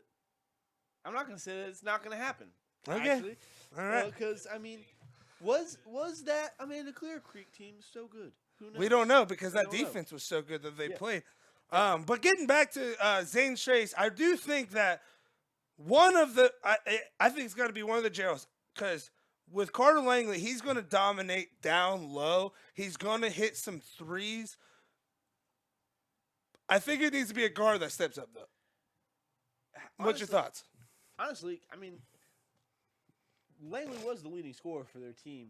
Not to mention when he got into foul trouble, he got taken out with that fourth foul that was just an absolute bogus call. Absolute bogus call. When he got taken out with that, the offense kind of stalled. I think he's a crucial part of the offense. I think why not make him step up? I feel like what you said, the offense stalled, and I feel like I'm not saying that he's not a defensive anchor. I think he is, but I think from the offense stalling is the defense let up a lot of points when he was out too, and then Circleville got in a rhythm, and then I feel like once he came back in with those 4 fouls, it's too little, too late. How are you gonna stop him? Also, with those 4 fouls, he couldn't play aggressive defense. He kind of had to like. With 2 of them being bogus too, how do you? Oh, back-to-back bogus calls. Yeah, But that was a charge. He wasn't playing soft in the paint after that. He was just playing very cautious and careful, and it was like I can tell you're trying not to foul because he played smart with 4 fouls. I mean, instead of like aggressively going up, he just staying straight up. But the good thing about that is he's a big dude. So that it's still going to affect some shots there. Also, don't forget, we're going to go see Xavier beat UConn. Xavier beat UConn. But then Uniota, they got off to a hot start for their season. They came up with a win, I believe it was against Miami Trace. Yeah, 55-41. Showblock showing out with 24 points, 4 of them from the three-point line. KB Perkins with 14 points, and Blake Fitch with 12 points. Uniota plays St. Trace Saturday. We will be there to have it live streamed. But, man, Uniota and St. Trace, that should be a good one. But I think Uniota is head and shoulders the team to beat in the league this year. I'm gonna have to agree with you on that one. I say this Circleville team, they're a great school. I think if anybody can beat Uniota, it's St. Trace. Yeah, and I think the number one thing to look in that game is KB Perkins and Carter Langley. Big boys down low. Can they both stay out of foul trouble? Who takes over for the team more? I think the name of the game and who wins, and this is honestly, I guess, be said about any basketball game, is who wins the battle on the boards. Yeah, that is true. Yeah. Because I think if St. Trace comes out and they win the battle on the boards, more on the defensive end than the offensive end, taking away possessions from Uniota, they have a chance. My problem is I don't see Uniota missing a lot of shots. Yeah. That's the hardest part about taking away possessions is them making it. That's also another thing is I feel like offensive rebounds also play a big factor because you're giving yourself second chances. Yeah. If they're maximizing on all their chances, better be crashing the offensive glass if there's not any defensive rebounds to get. One thing I haven't seen a whole lot in all the games that we have watched so far, dude, boxing out is just non-existent anymore, dude. It's a I hate it. Like times. The most perfect rebound you should ever see is one that hits the floor first because the defense boxed out so well, it bounced, and then they went and got it. I just feel like it's now who can out-jump who. My favorite Dylan Swingle highlight is when he boxed somebody out into the stands. And who taught him that? Coach Shue. Yeah. Somebody who should be in the Hall of Fame. Paint Valley, get it together. Just saying. Hi, Tony. But yeah, then want to talk about the Western versus Piketon game. Double OT. Western coming away with an 84-83 win. Coach Williams out there getting a big win. But, man, 84-83, we're talking – that's a college basketball score, Tony. Yeah, absolutely.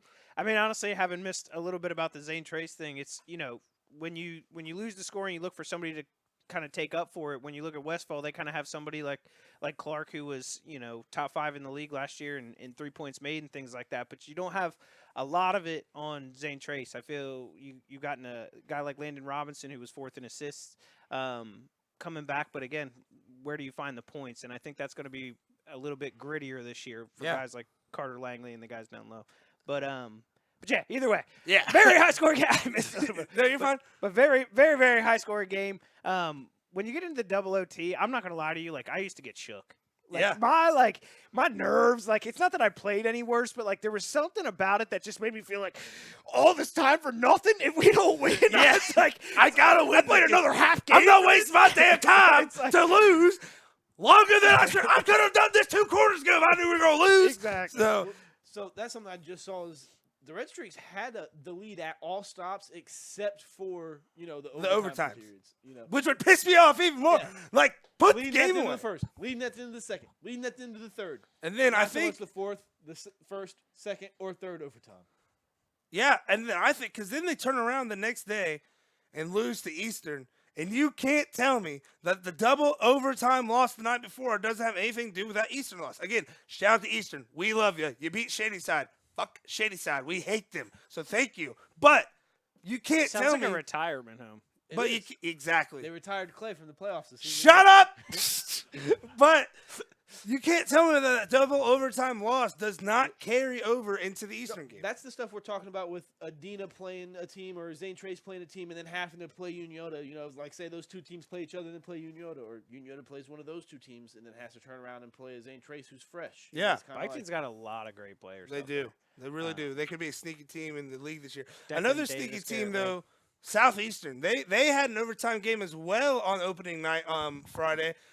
They lost 51-48 in one single overtime, shooting 5 for 14 from the free throw line. There's your game right there. There's your game.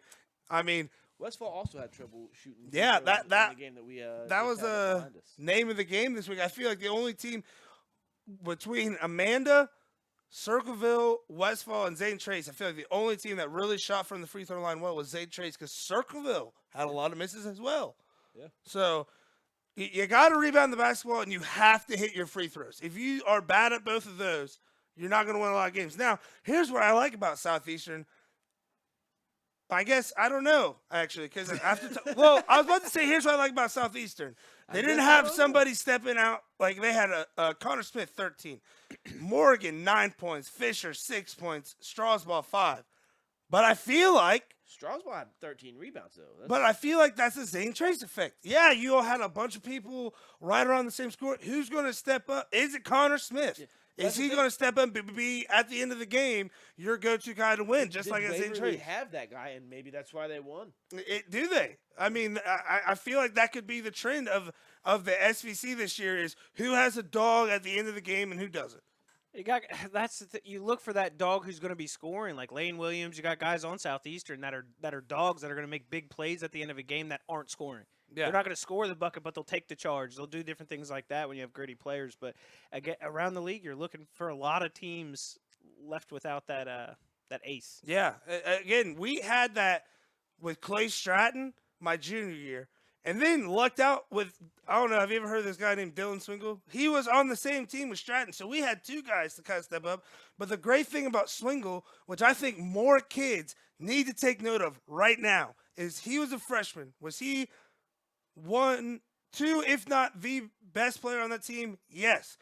But he was like, look, I know my role. I'm gonna show up, I'm gonna do my thing, but like, this might sound a little conceited, but he's like, the seniors are seniors. This is their final year. I have 3 more years. Like, he kind of understood his role. He wasn't like, me. He was like, but it was a double-edged sword, too. Well, I don't want to say double-edged sword, but it was like double because we were also like, yeah, no, you're a freshman, but we know you're really good, and we can lean on you to win. And I don't think teams – I don't want to say teams. A lot of teams have that right now where they have a freshman coming in and he goes, I'm the answer. Play me now. And the seniors are like, nah, dude, screw off, to where it's like, no, it has to blend. You have to see, like the year before, what we kept saying, man, if I wasn't the power forward at 5'11" and we actually had another postman, we'd be really good. Well, damn, we got him. So we got to put our money where our mouth is. I just don't think people do that a lot nowadays. But yeah, going off that into we were going to talk college basketball. I think we talked a lot of college basketball with Dante. One thing I wanted to we're going to UConn. Oh yeah, did you hear that we're going to Xavier when they play UConn? I don't know. UConn sucks. You can't ever win what you did last year ever again. Yeah, you guys suck. One more again, idiot. Xavier hype man over here. Go Musketeers! They're gonna beat UConn because they suck. But yeah, we're going to that game. Lots of upsets this weekend, though. I saw a tweet I saw a tweet on Twitter. Kind of rare that you see those nowadays. But there was, right? Oh, sorry. It's X. So wait, hold on. Is it still called a tweet? Yeah. Or is it called? He doesn't like it. He literally said it's not a tweet because you can post a 6-minute video. It's not a tweet. It's like, that's short something. He said it was a Zeep. Yeah, I'm not. He's right. Okay. I refuse modern. I refuse to modernize. But listen to this. So number 1 Purdue lost to Northwestern. Number 3 lost to unranked Wisconsin. UConn sucks and lost to Kansas. What a bunch of pieces of shit! Can't even beat Kansas. They are so dumb. You guys suck. You can't win. It's Kansas. They don't even have anything there but flat. Dante's like, I already regret this decision. He's not going to know until tomorrow. Duke lost back-to-back against Arkansas and Georgia Tech, both unranked. Woo! Miami lost to Kentucky, who lost to some school that's so small I don't remember their name. That's how bad they are. Tennessee lost to UNC. They're ranked. Who cares? Oh, UNCW. Whatever the hell that stands for, that's who beat Kentucky. Texas A&M lost to Virginia. I think it's like University of North Carolina, Waynesboro. No, Yeah, it's UNC Walker, Texas Ranger. Oh, gotcha. kicked their ass. And then Texas A&M lost to unranked Virginia. They're number 14. Number 18, Villanova lost to St. Joe's and Drexel. So St. Joe's is actually their like big rival as Yeah. well. Like So it's you got to take that into account of. you take it into account, but it's nice for the St. Joe's fans if there's any of them around here. Probably not, but like they haven't been able to get the W in Yeah, a long in a time. long Back time. when I was young, that was Jameer Nelson and that team. They were the second best team in the nation. And then Georgia Tech had a big week because then they turned around and beat number 21 Mississippi State. And then number 23 Alabama lost to Clemson. 11 I love college basketball. 11 top love college 25 basketball. teams lost this week. I think it's going to keep happening. That's why we're seeing 16 seed beats ones. It's like these teams, like, man, if you catch a hot night, everybody can shoot nowadays. Yes. And I think something with the NIL deal where you have a good player somewhere not playing, he's like, well, screw it, I'll just go to this small school and be the star. And then, bam, carries on. Like look at Oral Roberts. Look at FAU. FAU is dominating this year. Should have lost to Butler. But they're dominating this year. And it's, like you said, man, I love college basketball because in college football, you run into this team is bigger, this team is faster, this team is stronger. College basketball, damn, this team sucks, but they just hit 23s. I think a The lot Blue of Bloods, like the difference between the Blue Bloods and like the G5 conferences in football compared to basketball, I think it's a bigger gap in football. back in the day, Oh, I 100%. just felt like when it was a 16 versus a 1, even if that 16 led going into halftime, you know that their athleticism would never be Yeah. with these pure elite Yeah. athletes. So you in the second half, what would happen every time without fail for 30 years. But now I think athletes know how to train better, strength and conditioning coaches at small schools. What information do they not have that the big ones have? And with It's the just new rules, equipment. you could be in college till you're 28. Yeah. Yeah. So, you can like- get like a 28-year-old man out there playing against a bunch of 18-year-olds, you know. Yeah, it's just like college football expansion is really just lacked because it left teams out. Like if they would have Where college basketball has made more teams relevant, I think. And honestly speaking, if you have guys that can play till they're 28, like Uncle Rico could have really had a good career. He could Yeah. throw a football over those mountains over. You don't understand. Over the mountains. Over there. Over Where there. is that even at? Exact. Oh, Adam. Over there. We just told you. Yeah. But where, I do think How more precise can we get It with is- directions? it other is than getting over ridiculous. over the though. mountains? Where's over the mountains at? like the Stetson Bennett Just thing, like stuff over the like rainbow. that. It's getting ridiculous. So 26 here years is old. our. I blame Josh Whedon. You mean Brandon Whedon? Yeah, is it Brandon Whedon? The redhead that went to the Yeah, Browns? it is Brandon Whedon. 29-year-old rookie, and we're Did chanting he for go to him the to get in military the or game. something? Though? Was he Huh? a military dude? Didn't he do like 4 years of service? I know he didn't do 4 years of winning at fucking Cleveland Browns because we didn't do anything but lose. He came like he was only a 4-year player, but I'm pretty sure he came like after the military. Yeah, he he's came at in, like, Oklahoma 24. State with Yeah. Blackman, I think was his. Justin Blackman. Yeah. And they were really good until they lost the very last game of the season. Yeah, Jaguars are really good. Got to talk about this. Why is Oklahoma State's coach of the year of Big 12? Instead of Texas, who went 11-1 and then beat the shit out of them in the Dog shit. conference game. Yeah. And they had 3 losses to UCF, not good, and 2 unranked teams, one of them not having more than 3 It wins. was USA, so University of Southern Alabama, UCF. They Yeah. lost to them by like a combined like 60 points combined. Yeah. But Got blown out. So, Horns down. Honestly speaking, we've been waiting 10 years for you to do something. Yeah. Are you kidding me? Yeah. Texas is back. Texas is back. It sounded you like got to the win damn national title before you say you're back. It sounded like That's the damn Texas Cowboys standard. down Yeah. there every year. This is us. This is us. This is us. Look at this top 4 recording I don't class that we think, I don't got. think It's like, anything's dude, worse than a shut Cowboys up. fan, though. I was so over that. All right. But getting back to basketball real quick, we want to give you guys the top 25 after all of that shakeup. Andy, I might have sent a picture. If I didn't, my bad. So here we go. We got Arizona at number 1, Kansas at number 2, Houston at number 3, Purdue at 4. This terrible team called UConn, who's not any good. They're at number we got 5. Kansas. Yeah. We got Purdue. And we got you can't at number 5. We have Baylor at 6. I think that's a sneaky 6. Haven't heard a lot about them this year. Gonzaga at 7. Marquette fell to 8. UNC jumps up to 9. Creighton, like we just talked about, can be sneaky. They're at number 10. FAU is at 11. Again, keep them on your radar going into March. Texas comes in at 12. Colorado State is at 13. Who the hell is Colorado State? Like, obviously we know who they are, but where do they come from? You know, I haven't heard anything Come about from them. Colorado. Oh, the state? Yeah. Okay. Then we have BYU at 14, Miami at 15, Kentucky at 16, Tennessee at 17, JMU Dukes at 18, Oklahoma at 19, Illinois at 20, Texas A&M at 21. Dukies at 22. Wisconsin gets in the top 25 with that win at 23. Clemson Badgers. also gets in at 24. And San Diego State rounds out at the 25. Tony, what is your takeaway from top 25? Any surprise teams in there other than Colorado State? Plug the draft because we got a Mascot Battle Royale coming, and I just got a couple winners. Yeah. Going through that list, I'm thinking a little bit of something. Probably giving away answers now. But honestly, I'm sad to see the Drexel loss was big. St. Joe's I can eat, Villanova, Yeah. my squad. But what are you going to do? Like, you can sit there. It's not necessarily about being a well-rounded team anymore like it was for a while, and then it became pure athletes. It's not about that anymore.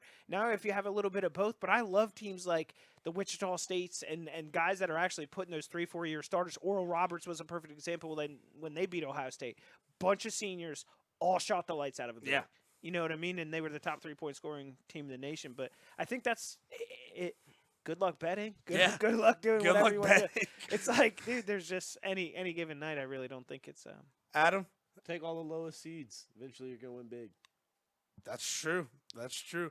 All righty, going on to the other side of college sports, college football has had, I don't know if you guys have heard, but there's been a little controversy going on over the weekend. But the Final Four is set. Just like it should be. Michigan is going to be playing Bama, 1 versus 4, and Washington will be taking on Texas, who's back. Have you heard, Tony? Texas is back. I see no problems with that. Yeah. No team was left out that should have been in. Not No- a one. Uh, Not a so one. you might be referring to Nobody. No. nobody, but a lot of people saying FSU as a 12-0 piece of crap school with no quarterback not making it in, as well as Georgia losing to Bama. Don't see how you put them over Bama, but if you put Bama in, you can't leave Texas out. So it makes sense to me. And Ohio State, once they lost to Michigan, was never going to make it in. So Tony, I want your thoughts on the playoffs, on who made it and who didn't. I am very, very ready for us to be over with the 4-team thing. Not because teams are getting left out, because they're picking them for market basis. Yeah. We've benefited from at Ohio State. I'm not willing to not admit it, but Yeah. like we were bigger than a Pac-12 school, so they wanted us in instead. In 2014?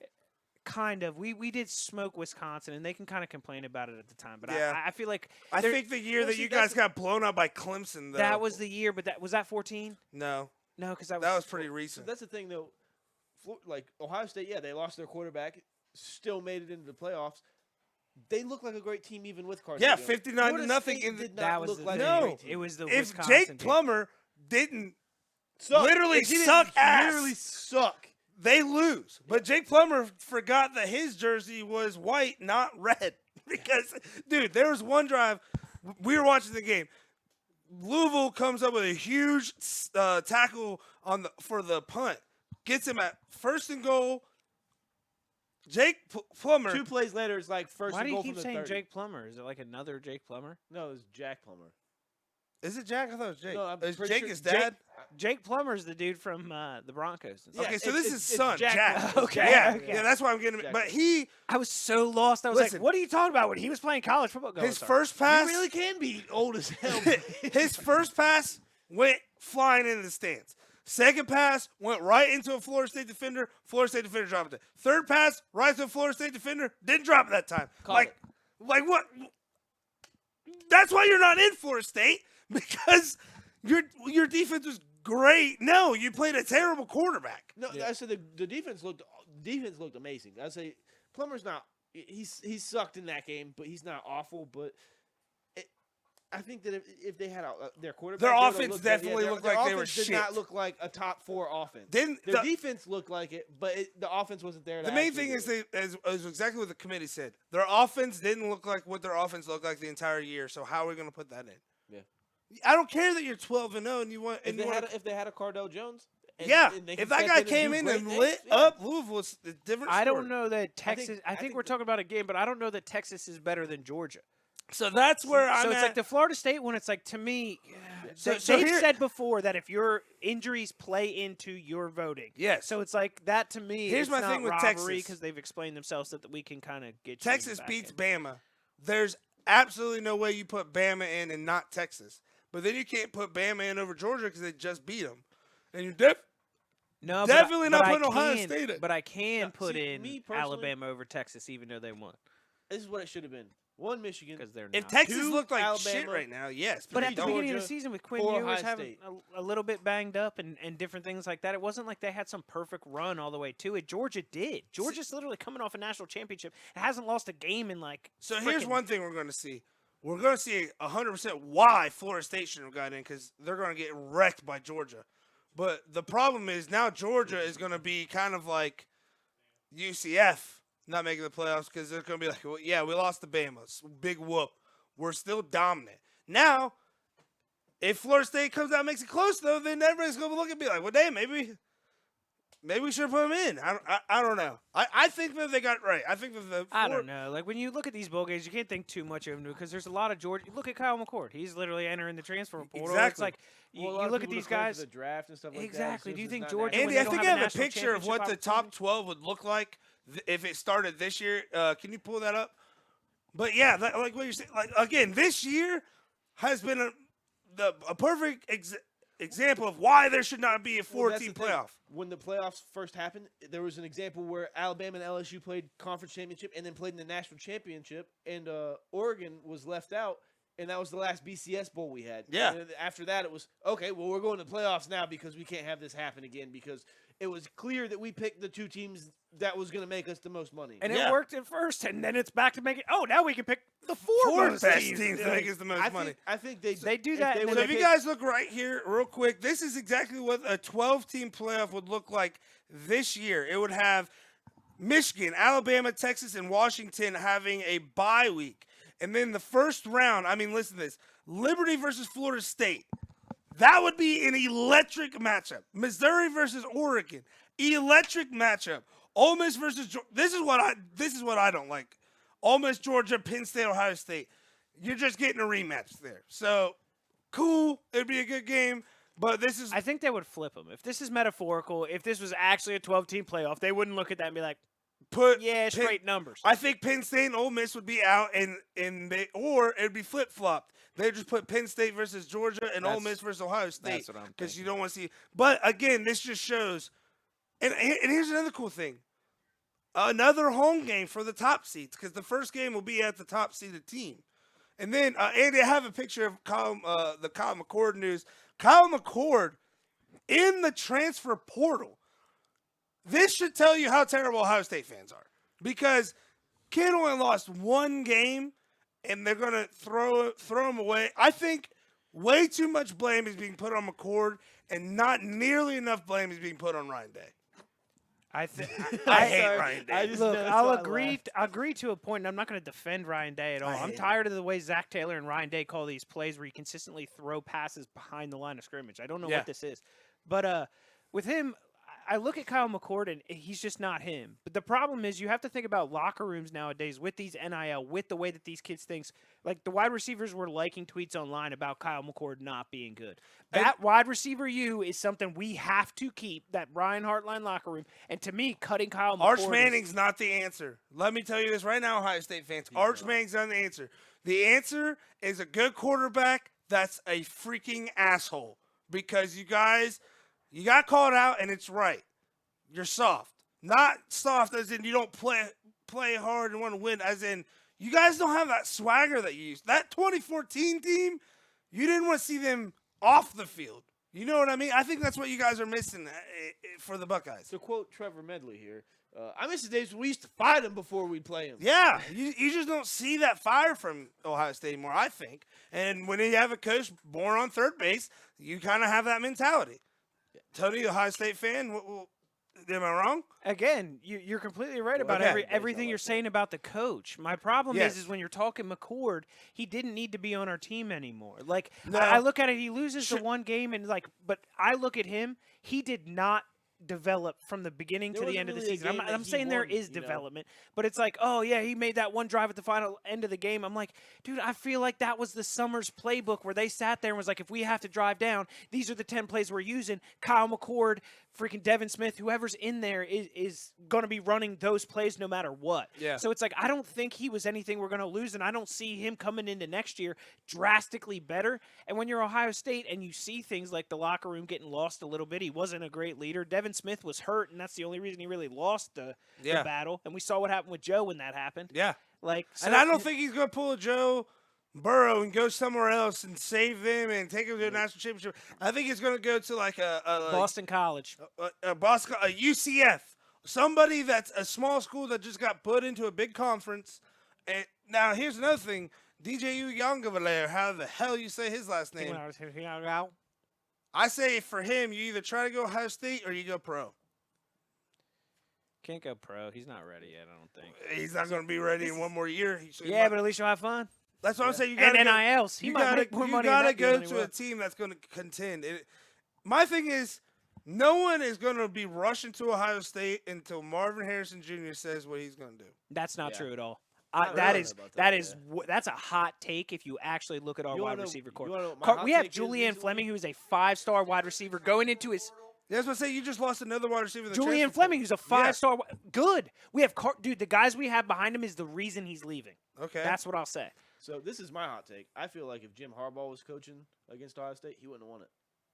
I think the interim head coach. I think he won that game. I don't True, think. I don't 'cause think They Harbaugh- went for it on 4th down 4 times, got all 4, and scored on all 4 drives. and exactly. Yeah, like he was playing like Does we Jim were Harbaugh- talking about when he we was watched playing it. like I ain't got I nothing have- to lose. Like It you know, wasn't every other coach. But I had think 3 Harbaugh's the downs. same way because he will. Do you think Harbaugh will be in Michigan next year? I think he No. would have got. I think No. he, I, The answer is no. Yeah, No. he's gonna be at the Bears, but I think he would have got out coached. Honestly, by dude. that Hey, shithead Ryan Day. listen, But Ryan Day's hold on. trash. You Yeah, say he is, man. Bears. Watch out for the Chargers. Real quick, Watch out for him going to the real Chargers quick for the because- Buckeyes fans yelling for Brian Hartline, which is another topic.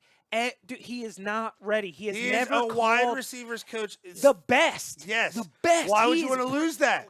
And my thing is make him an offensive assistant and coordinator and still have him run the wide receivers, but he hasn't called a play yet. You can't Yeah. just say, well, Be the head well, coach. we got Brian Somebody needs Hartline to bad guru lane. him into it. Like Jordan Love wouldn't be what Ryan he Day wouldn't have ain't been the able to one, win a game though. yesterday He's with not, Aaron but I Rodgers. think we Aaron can Rodgers. develop underneath him, and I don't think we should make a quick jump and get somebody like, the freaking Bob Stoops, Jimbo Fisher, like this I revolving wouldn't get training Jimbo is Fisher. trash. I don't know why No. you wouldn't be so quick to Bob Stoops, though. He's he's already back in Arizona now, I thought. Isn't Oh, that is who he? it was? Did he go to Arizona? I did not know that. You were Bob, because his brother. What's his brother's name at Kentucky? The Stoops that's at Kentucky. I don't know his first name. Oh, I don't either.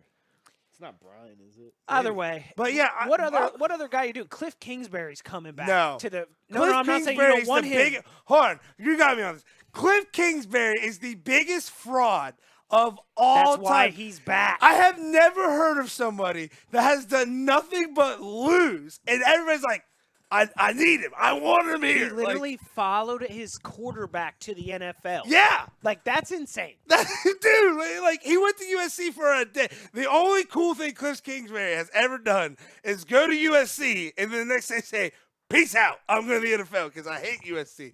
So, but like, yeah, I've never seen a dude. But where'd he come? It was Oklahoma, wasn't No, it? 'Cause- Texas Tech. So he was at Texas Tech, failed there. Then he went to because Kyler Murray did exactly what Baker Mayfield did.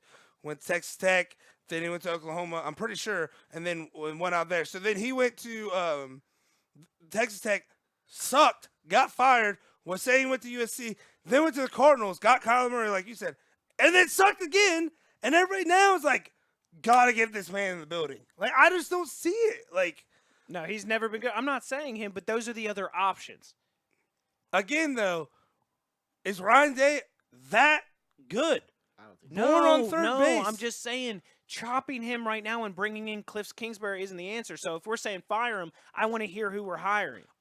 This is what I would say. Because, again, it's going to be the same thing. But you're at Ohio State. People are going to want to go there because you're at Ohio State. I'm bringing a coach that's, good, but he's going to bring an attitude to the team. I don't think it's a big name guy that you guys need.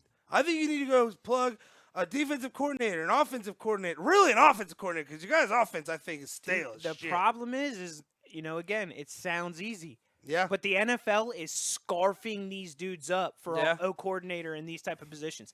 Joe Brady, you're looking at these guys that are literally making it 1-2 years at 30 years old and getting put in the league. Yeah, because he's still with the Saints So- and the and and these the are the Panthers. dudes that were supposed to go up the ladder, and Yeah. now we're left with Cliff. But there's some of them that go to the league and don't pan out and go back. Cliff Kingsbury. So, Nick Urban Saban. Meyer.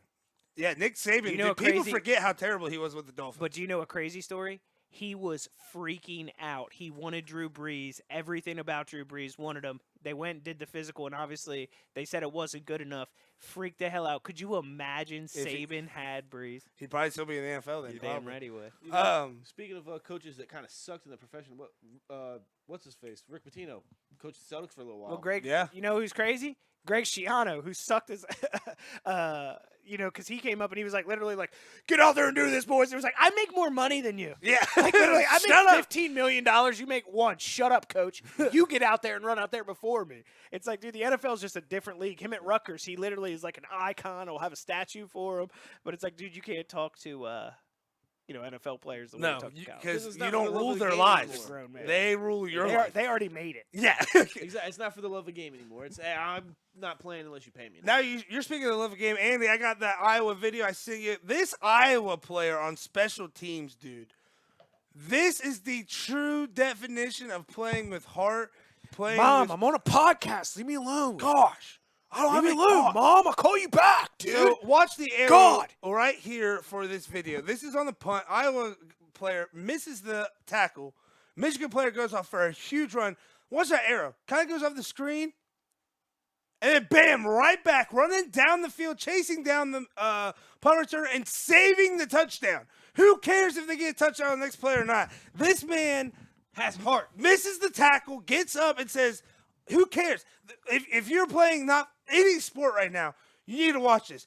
It doesn't matter what you do if you fail. It matters what happens. It matters what you do after you fail. True example of playing to the whistle. Exactly. He could have given up, laid down there, and then bam, punt return for a touchdown. I'll tell Instead, you he this. busts his ass and saves a touchdown. I have seen 50 replays of that game. Yeah. All of them being that. I've not seen a single touchdown. Yeah. I haven't seen a single thing about that It's all repeated, been the but I've heart. seen that play every time. So if it doesn't prove to you that it matters to a lot of people, You know who it does. And you It's know who not it shiny, matters it's not to? flashy, but that's the only Coaches. highlight I saw. Coaches. NFL scouts are seeing that and That's the saying, thing. get him Get him on on my my punt team. team. It I don't doesn't care matter if they score the next play. What if there's a fumble? What if there's an interception? Exactly. Next play? Well, that's because of him. Because he stopped set that it and made up, it a you know? possibility. Dude, Chris Maragos, he played for the Legion of Boom, was a backup safety, but just played on their special teams and was elite. He came to the Eagles, did the same thing. It was nuts to me how you don't think about it until you have a guy that tackles the freaking punt returner every freaking time. Every kick returner that decides to take it out of the end zone, getting knocked at the 7. You're like, you don't realize It the plays first a couple mentality times game. until you're like, holy crap, that's like the 5th time he's done that Yeah. this season. And it is devastating for a team. So that's moxie. Now, talking about moxie, Miami, Ohio definitely had a lot of moxie this week, and it was absolutely lit down there. They come in, definitely the big underdogs to Toledo. Toledo picked to win the league the entire year, and Miami went in and absolutely destroys Toledo to win the MAC championship. And then people try to say that Athens is the party school. In this video, Miami has said, nah, fam, we the party school, because they're getting absolutely... Athens does this for a Tuesday. They did it for a match. Shut up. But yeah, this is Miami, Ohio going absolutely wild, winning the MAC championship. Guys, we live in Maction. I'm missing that Maction's gone now, guys. Yeah, I love Mac. Yeah, you're a big Mac guy. Yeah, huge Mac guy. Like- That's where I win all my bets. Extra sauce, big Extra Mac. sauce. Yeah. But yeah, so what do you... Macklemore sucks. Hey, whoa. I agree. Whoa! I agree. Whoa! Really? Yeah. Every All second right, of it. so... The unison, yeah. We we're were all going to go listening. watch UConn lose to Xavier, but this show's officially over. I can't do it with 2 Macklemore haters. What the hell? Hey, Why I do you like not- the Mac. Maction's my thing. You just said you hate Macklemore. Yeah, he's a person. Why do you hate him? There's no way he got all that stuff at a thrift shop. No way. That fur There's coat, no way. that fur coat, That I thing don't was think no so. way. Okay, Go one, to it a was thrift shop in pristine. LA, man. So at the very least, he had it dry cleaned Yeah. on somebody else's dime. Yeah, that was set up. No way that was his. I love you, Macklemore. It's okay. His tiny desk won me over. All righty, well, Fair ladies enough. and gentlemen, we've been talking. I'll give props where credit is due. That is a very nice Yeah. tiny desk. It really is. We have to get to the call of the year. Andy, I sent you a screenshot of this as well. It came in the Browns game yesterday. Yes, you have to have 2 feet in, but you can also be in because of a butt cheek. Yes, Elijah Moore gets ruled a catch because his butt cheek was inbounds. That was the actual call. Don't blame me for what my mama gave me. I got Yeah. a honky donk but donk. Another good call by this ref is the Browns. Now, again, I'm a Browns fan. I think it's fitting that a Browns player gets in by a butt cheek. Yeah, and then later in the game, Kevin Stefanski throws a challenge flag, and this Rams player, I mean, he catches it with a foot in, then puts another foot down, then another foot down, and then out of bounds. And Kevin Stefanski challenges the play on the field, I think just to yell at the referees. But this ref comes out, and he goes, after ruling the wide receiver was clearly inbounds. Clearly. First down Rams. I was like, I love this guy. Like, I don't know why we had to do this, but we did, and let's go. Like, that's how refs should be. It reminds me of the home plate umpire that literally is just elite. Like, he calls like 99% games, like almost completely correct, if not completely correct. And they were literally just like, do you want to do the next game too? And it was like he was the home plate up for 2 of the games and you're not supposed to do it. It's like, I love it. But yeah, I thought that could not be overlooked. And then one other thing, I was going to show the video. I don't think we should. You guys see the chain link guy break his freaking leg in the Saints game? Better be getting some workers' comp for that. It is bad. We were going to show it. It's disgusting. Do not want to let you guys. It's like that whiny chain guy. We won't show it to you from that angle. We'll look at it from this angle. Bring it up, Andy. It's disgusting. It's not good. It's all right. If you want to say it here, we'll bring it up for you. It's bad. This man needs workers' comp. His ankle is now 17 ankles. It was not bad. I don't think I sent it to you because I remembered. Go find it. I don't want people to see it, man. It's bad. But T's and P's to the chain link guy down in New Orleans. He's so taken care of. I'm more worried about the kid that got fired for doing the selfie thing. Oh my God, that was so stupid. I say, what's his face? Somebody's paying for Tyreek Hill. Because Tyreek Hill took his phone and made a video of him doing a backflip, gave it back to him, and the guy posted it, and then the NFL fired him. Yep. So they were like, you're lucky we don't sue you for everything you got, all 65 of your CDs. Yeah, all 65. Your DVD collection, it's gone. Airbud in the wind. All righty. Well, that's going to get us to one of my favorite segments. We're going to do it this week. Song of the Week for you guys. We've been doing this every single week, trying to give you guys a little insight to our lives. I'll start it here. My Song of the Week. Adam, you're going to love this. What are you doing? You're pretty far down. Every single time that the camera pans If away. he picks his song as Get Low, it'll be very perfect. Soul to Squeeze by the Red Hot Chili Peppers. I think it's I know it's on the Greatest Hits album. I think it's kind of slept on, has one of their best songs. Every time it comes on, I do not skip it. I love the Red Hot Chili Peppers. Not as much as you. That song was made for a movie, wasn't it? That's not 100% sure. That would be... I don't know. It's a great song, though. Yeah, all I know is when it's on, I'm jamming. Yeah, it was made for a movie, so it was like kind of one of those ones why it sounds a little bit different. Like it sounds like it might belong on Blood Sugar Sex Magic, but doesn't. I believe it's I think it's on Blood. I think that I love that you knew the name of that. Tony, what's your song of the week? Ray LaMontagne, 3 More Days. It's just Ray LaMontagne. There's some songs that you probably know by him. It's not even that deep of a cut. The guy's amazing. Yeah. But he's just got a smooth song called 3 More Days. And it's if you're driving in your car, don't listen to it if you don't want to wreck. All right. See, now mine's also a car driving song. Okay.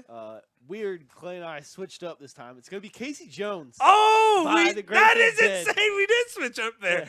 Yeah. Andy giving the fingers of approval, say hell yeah. Casey Jones is now he is driving that train.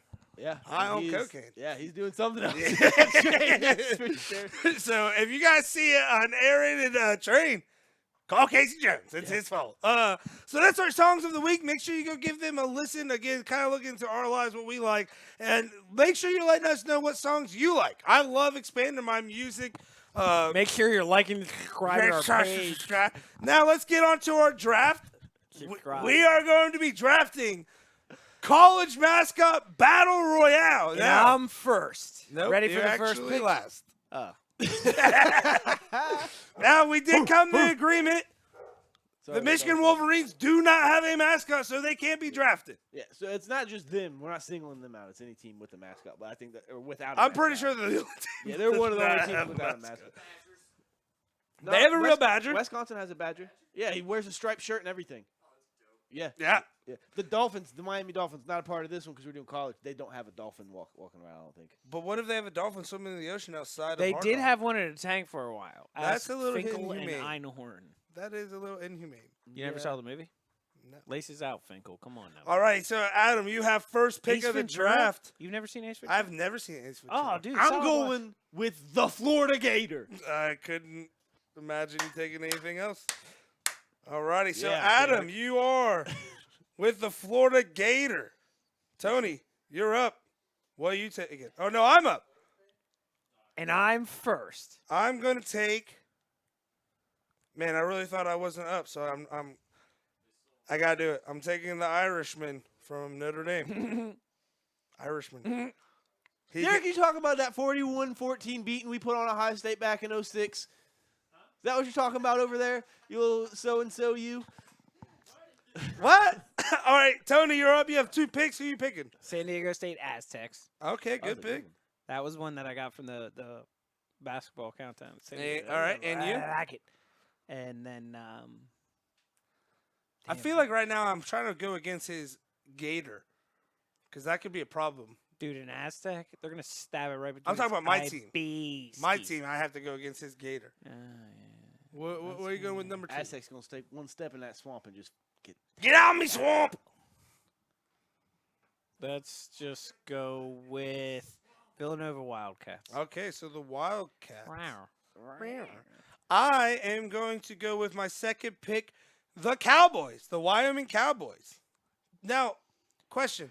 Do I get a horse? Yeah, You get nothing. He's on the You horse. get nothing for picking a team called the Cowboys. Period. but You get have nothing you but a seen dude their out there. uniforms? You get Their butless. uniforms are amazing. You get Their butless. uniforms are amazing. You're If talking you look at their mascots. logo, it's a cowboy about to get bucked off a Bronco. So I mean, yeah, sure, you got a wild, untamed Yeah, Bronco great, out there cool, bucking cowboy. around I got with a the Cowboy. He's going to shoot y'all. Cowboys are trash. Yeah, well, they beat the Indians. I love Dak Prescott. All right, Adam, you get 2 picks. You have the Florida Gators, and now you have. I'm going with the Arizona State Sun Devils. I do love Okay, Dak the Prescott. I Sun swear to God. Devils. It's just like Tony Romo. And Stop fillers. for your that'll second never pick, win. who are you picking? For my second pick, I'm going with the weird grimace-looking guy from Western Kentucky. Oh, They're the Hilltoppers, and he looks like Grimace but red. Yeah, no, if you haven't Just looked an it up, I'm about to be like, oh, you see Hilltoppers. I'm going to stop your they're in Hilltoppers. college. Just a little intimidation factor, because if I saw that thing in the middle of the night, I'd be afraid. Yeah, I would definitely be scared, for sure. Okay, so I still need something to combat your Gator and your Sun Devil. I feel like my Irishman and my Cowboys are going to be doing okay. I think I need an animal. What better animal than... I'm going to go with the Cougars from BYU. Wow. Yeah. Yeah. Wow. Yeah, I want a bunch of old ladies. Now, Clay, do your Irishmen have to come in and fight just like this, though? No. Is this the only way Yes, they they can fight? do. Why? All right, you're going over there. Why?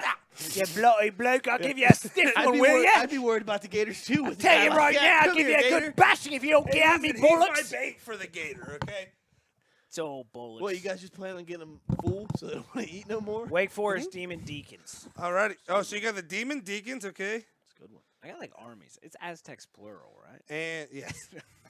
Not the Demon Desmonds, the Demon Deacons. And what's your next pick? Wait, now. Can I do the mid- What is a Demon Deacon, by the way? I'm doing the midshipman. Jesus Christ. What? He literally just drafted a Navy.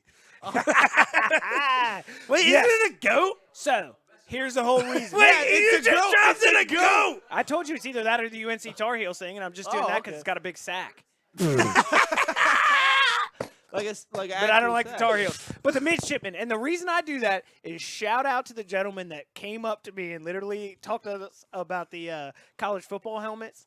And we did our selection. He said, I'm screaming at the screen, the midshipman. It's the best helmet in the league. And I'm like, I think you're right, and I'm really sorry I missed on that because those helmets are great. So I'm picking them now, and I'm making up for an error I made a long time Well, ago. my Irishman is going to beat you like we have for the past 20 years. Dude, so. are you? He's this big. It's a leprechaun. Exactly. One kick He's- to the he's nuts. He's you're trying to done. fight a goat. These like big this. old balls your goat has is going to feel real He's bad. gonna when they're ram using it him as a punching square in bag. his goat belly. Nah. Alrighty, so you got the Aztec, the Wildcats, the Demon Deacons, and the Midshipmen. I got the Irishmen, the Cowboys, the Cougars, and I think Cougs. I forgot I like Cougars. I like them Cougars. Jimmy B's. All Not the right, Zach Wilson I Cougars, think yeah. I got to go with an Army. If you're going with, I mean, you have a plethora of people. Got to go with the Spartans from Michigan State. That's a good one. And hey, I am. Alrighty. Adam, you got the You know, Gators, that's the Sun decent Devil, the because, like, Hilltoppers. Who are you going to round your team out with? Now, is there an actual? Well, no. I'll just go with UCF. I was gonna go with Army because aren't they the Black Knights? But I'm just gonna go with the Golden Knights. UCF Golden Knights. Okay. I Golden feel like- Showers got it. Yeah. Yeah. And then you're We're gonna be clean. who? I said clean because golden showers. No. Oh, I thought you Clean picked someone. Clean as your fifth mascot. I No. was like, the ball guy? He's not at college. Bill. Bill. All right, here's your fifth team again. Sorry.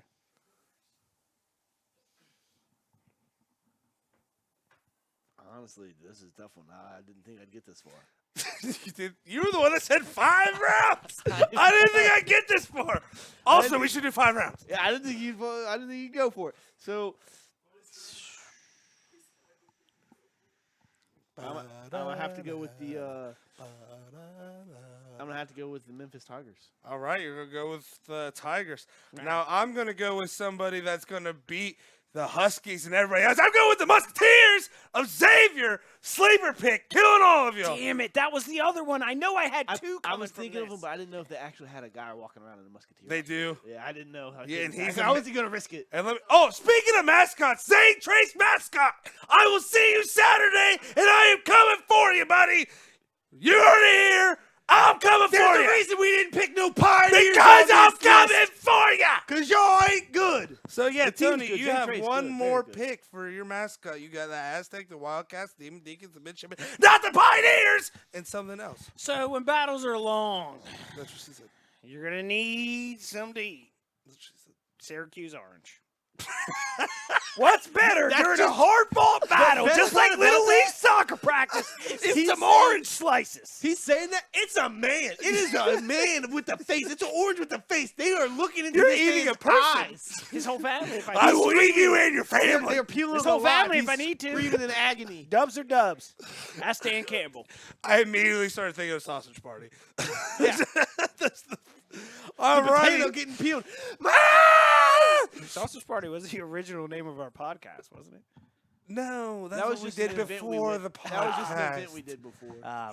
My days of Vanilla Thunder. Alrighty, so that is our mascot battle royale draft. Adam has the Gators, the Sun Devils, the Hilltoppers, the Golden Knights, and the Tigers. I have the Irishmen, the Cowboys, the Cougars, the Spartans, and the Musketeers. Coming for the Pioneers. And Tony has the Aztecs, the Wildcats, Demon Deacons, Midshipmen, and the Orange. See, now my plan is for, my Sun Devils and my Golden Knights to be either riding Gators or Tigers, while my I feel like your Grimaces- Sun Devil is just going to burn everybody to death. He can do that. He's got Yeah, magical he's- powers. But the he's- Grimace is just kind of like free lurking, doing There's- all weird stuff. It's one thing about people being out. one with the sun, but if you're also the devil, we're screwed. Demon Deacons, I already found my trump card. What are those? Exactly. Okay. Those demon deacons are praying to the demon. Well, guess what? Who's the devil? All My Sun I Devil. know Yeah, is the that whole they wear thing is top they hats. have Jesus powers too. Jesus. So what do you do when there's a devil and Jesus powers? Well, the sun's a god to some people. The sun god. Now it's Jack Alrighty, Burnett. But so they were that is wrong. going to Jack wrap Burnett. up our show of the Ride the Wave show. Don't forget, we are going to go see you go lose to the Musketeers. And don't forget to check out our website, rtwavesports.com. Check us out on Instagram, Ride the Wave Show. And check us out on Twitter, Ride the Wave Show 2023. We will be at Uniona against St. Trace Saturday for the live stream. Make sure you're watching it. Make sure you're checking out that new tattoo video. And don't forget, we love you. Be nice to somebody today and make somebody's day by giving them a compliment. Compliments are the best thing that you Random can do. acts of kindness, baby. That's look what like we're about shit. here at Ride the Wave Sports. So, we love you. Peace out, Girl Scouts.